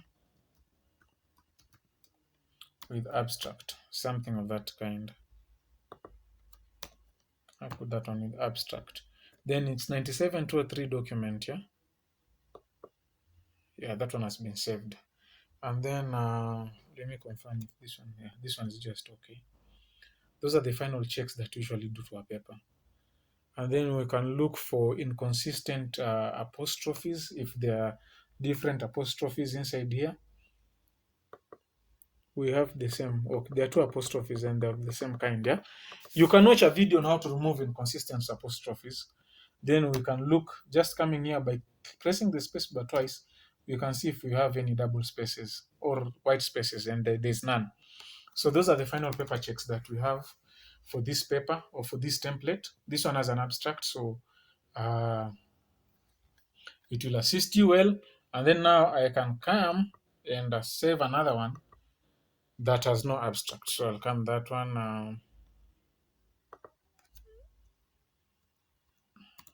I don't know if I write without. Let me just write, okay, without abstract. Let me just write that. And mostly you lose one without the abstract, yeah? Without the abstract. So I believe they are creating different versions, yeah? Let me just confirm. This one is a template with abstract. This one is without an abstract. All right. So the one without an abstract, I'm going to delete that section for abstract so that it does not keep on giving you a lot of work. Each time you have to change the abstract. Don't know what. So this example hii tulimalizana nayo.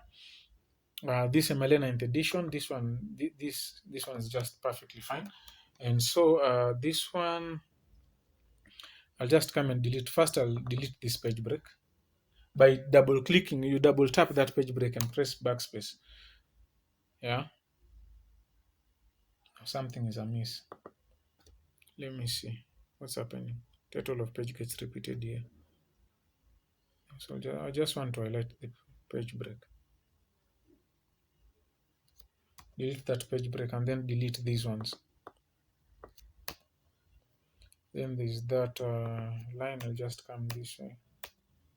Do this. And then I'm just going to do this. Center it. Then I'll save the document. So I believe this is APA 7. This should really not give you a challenge per se.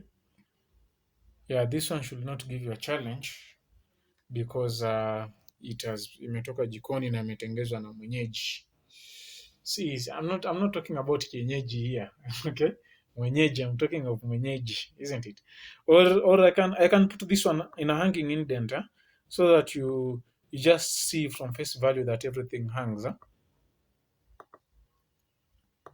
Let me put it that way, so that you can avoid. So if you see yourself coming with the things that looks, I don't know what, fancy, whatever, yeah, that one you should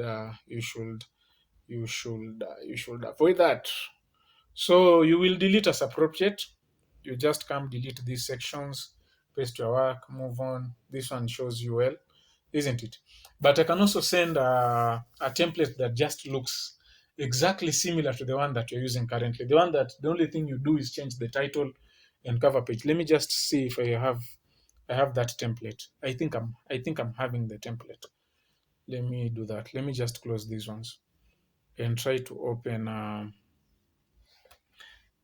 Do I really have it? WriteALL Academics collection. Nougat account. Let me see if it's in the WriteALL Academics collection. WriteALL Academics templates, APA 7th edition template. Yeah. Let me just do this. Let me come here, copy it, and put it here.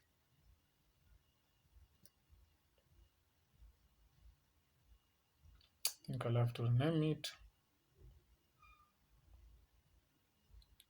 You know what I do? I will put it in a folder. Then I will open from the folder.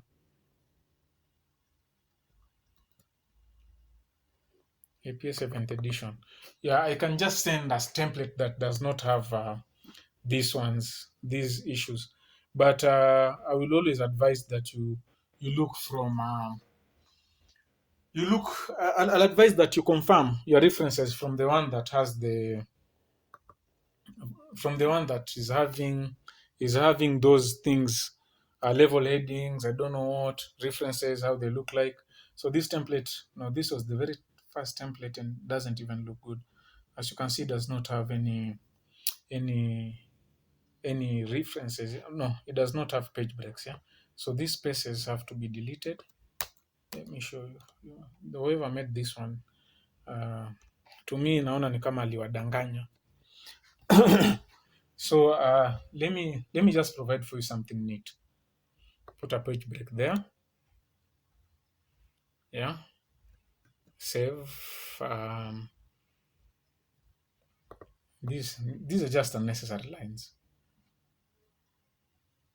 And I'm not saying that my colleagues are not okay, but for me, I really love neat things. If you can be neat, I'll be happy. But if you're so disorganized, doesn't make sense to me. So this is the APA. But I believe this video, by the way, has covered everything. Kama hujashika na hii video umemaliza, I really don't know what's wrong with you, my sister, my brother. And you can just add this, something of that kind. And I'll save this one as simplicist. And I think I'll just remove these ones because we just covered them. And these ones here, make sure they're hanging. Make sure they're hanging. For scribs, let me see if there's any document properties. This one has document properties, so I really have to remove those ones. Check for issues, inspect document. So as I said, you uncheck all those boxes. Yeah, uncheck this, uncheck that, uncheck this, uncheck this, uncheck, uncheck, uncheck.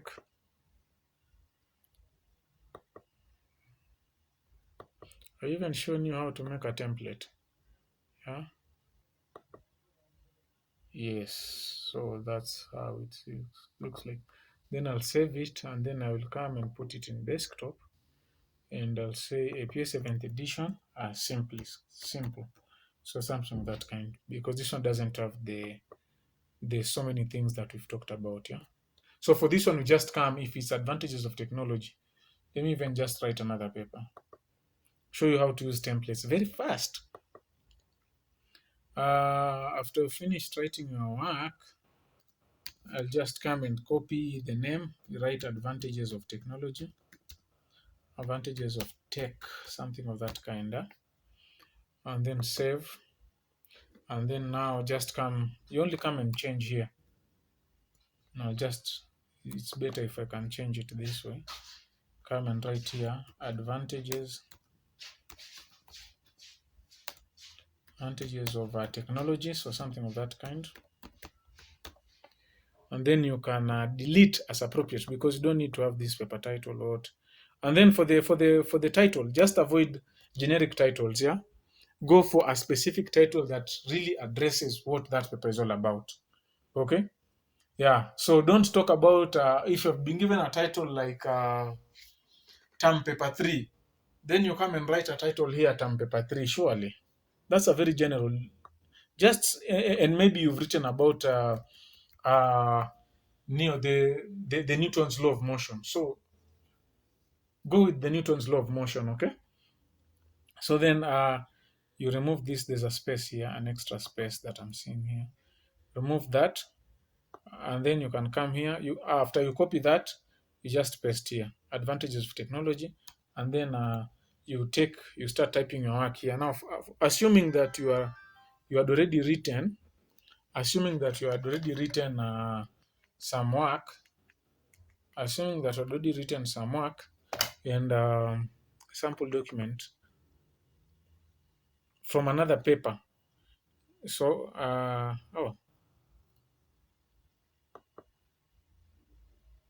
just want to show you the way guys do. I'm having a lot of documents and I'm wondering what's happening. So you just come and copy that one, and you come and grab this one here, and you just paste your work there, isn't it? Kama kutakuwa na ka extra line, you delete it. That's what I'm saying. It's very important to activate the markers. Yeah, delete it. Okay, just paste it that way, and then for the references, now there are so many. I'm using two, or I'm using several. Just come and delete those ones as appropriate, and then I'll just come and paste my references in the sections that is required. Yeah, so just come paste all my references,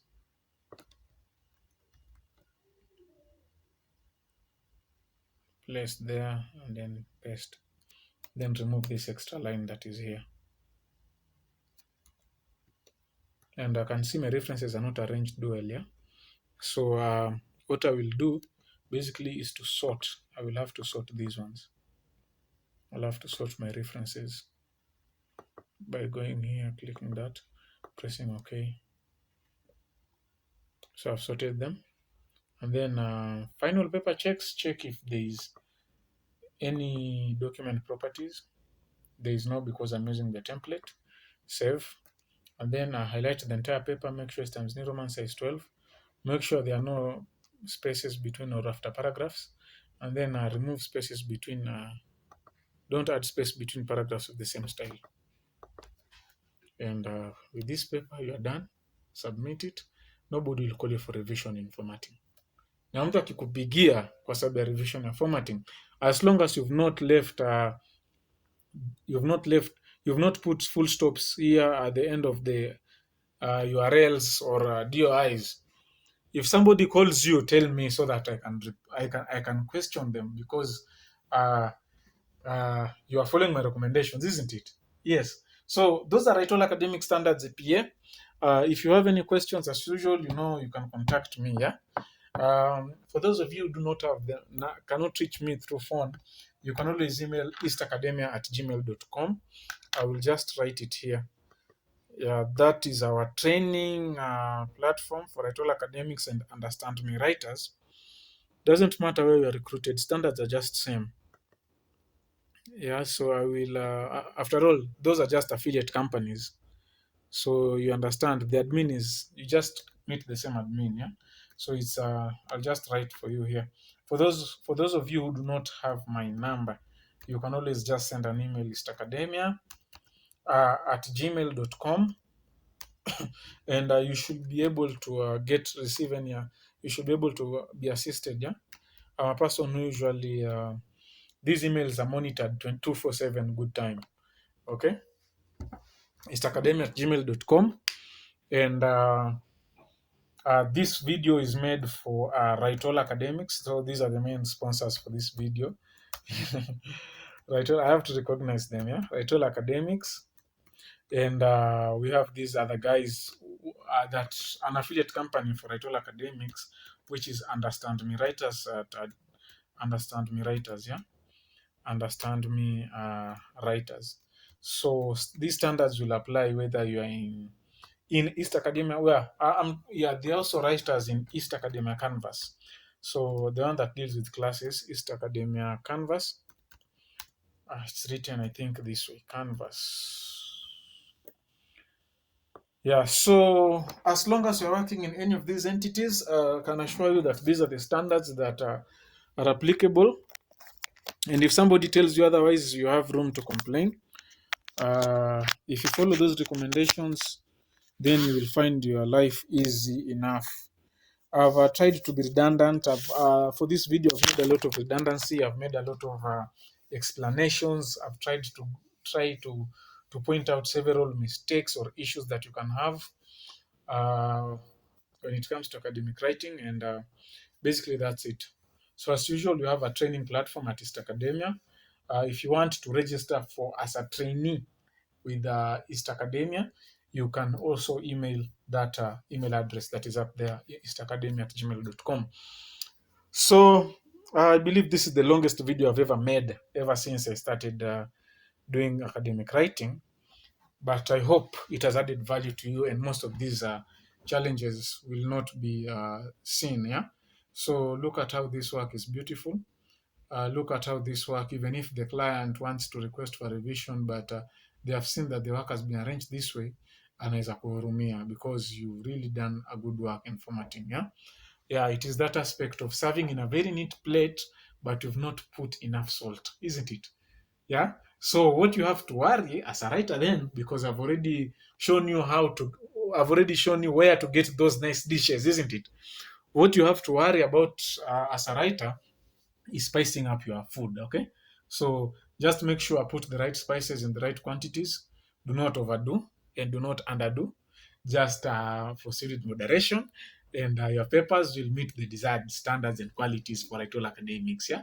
So I believe after this video, this is one step ahead or for you to be who you want to be at WriteALL Academics. We are looking for actually WriteALL Academics and Understand Me Writers in this academia. We are looking for a family relationship, yeah, one that will take us for a very long time, and anything.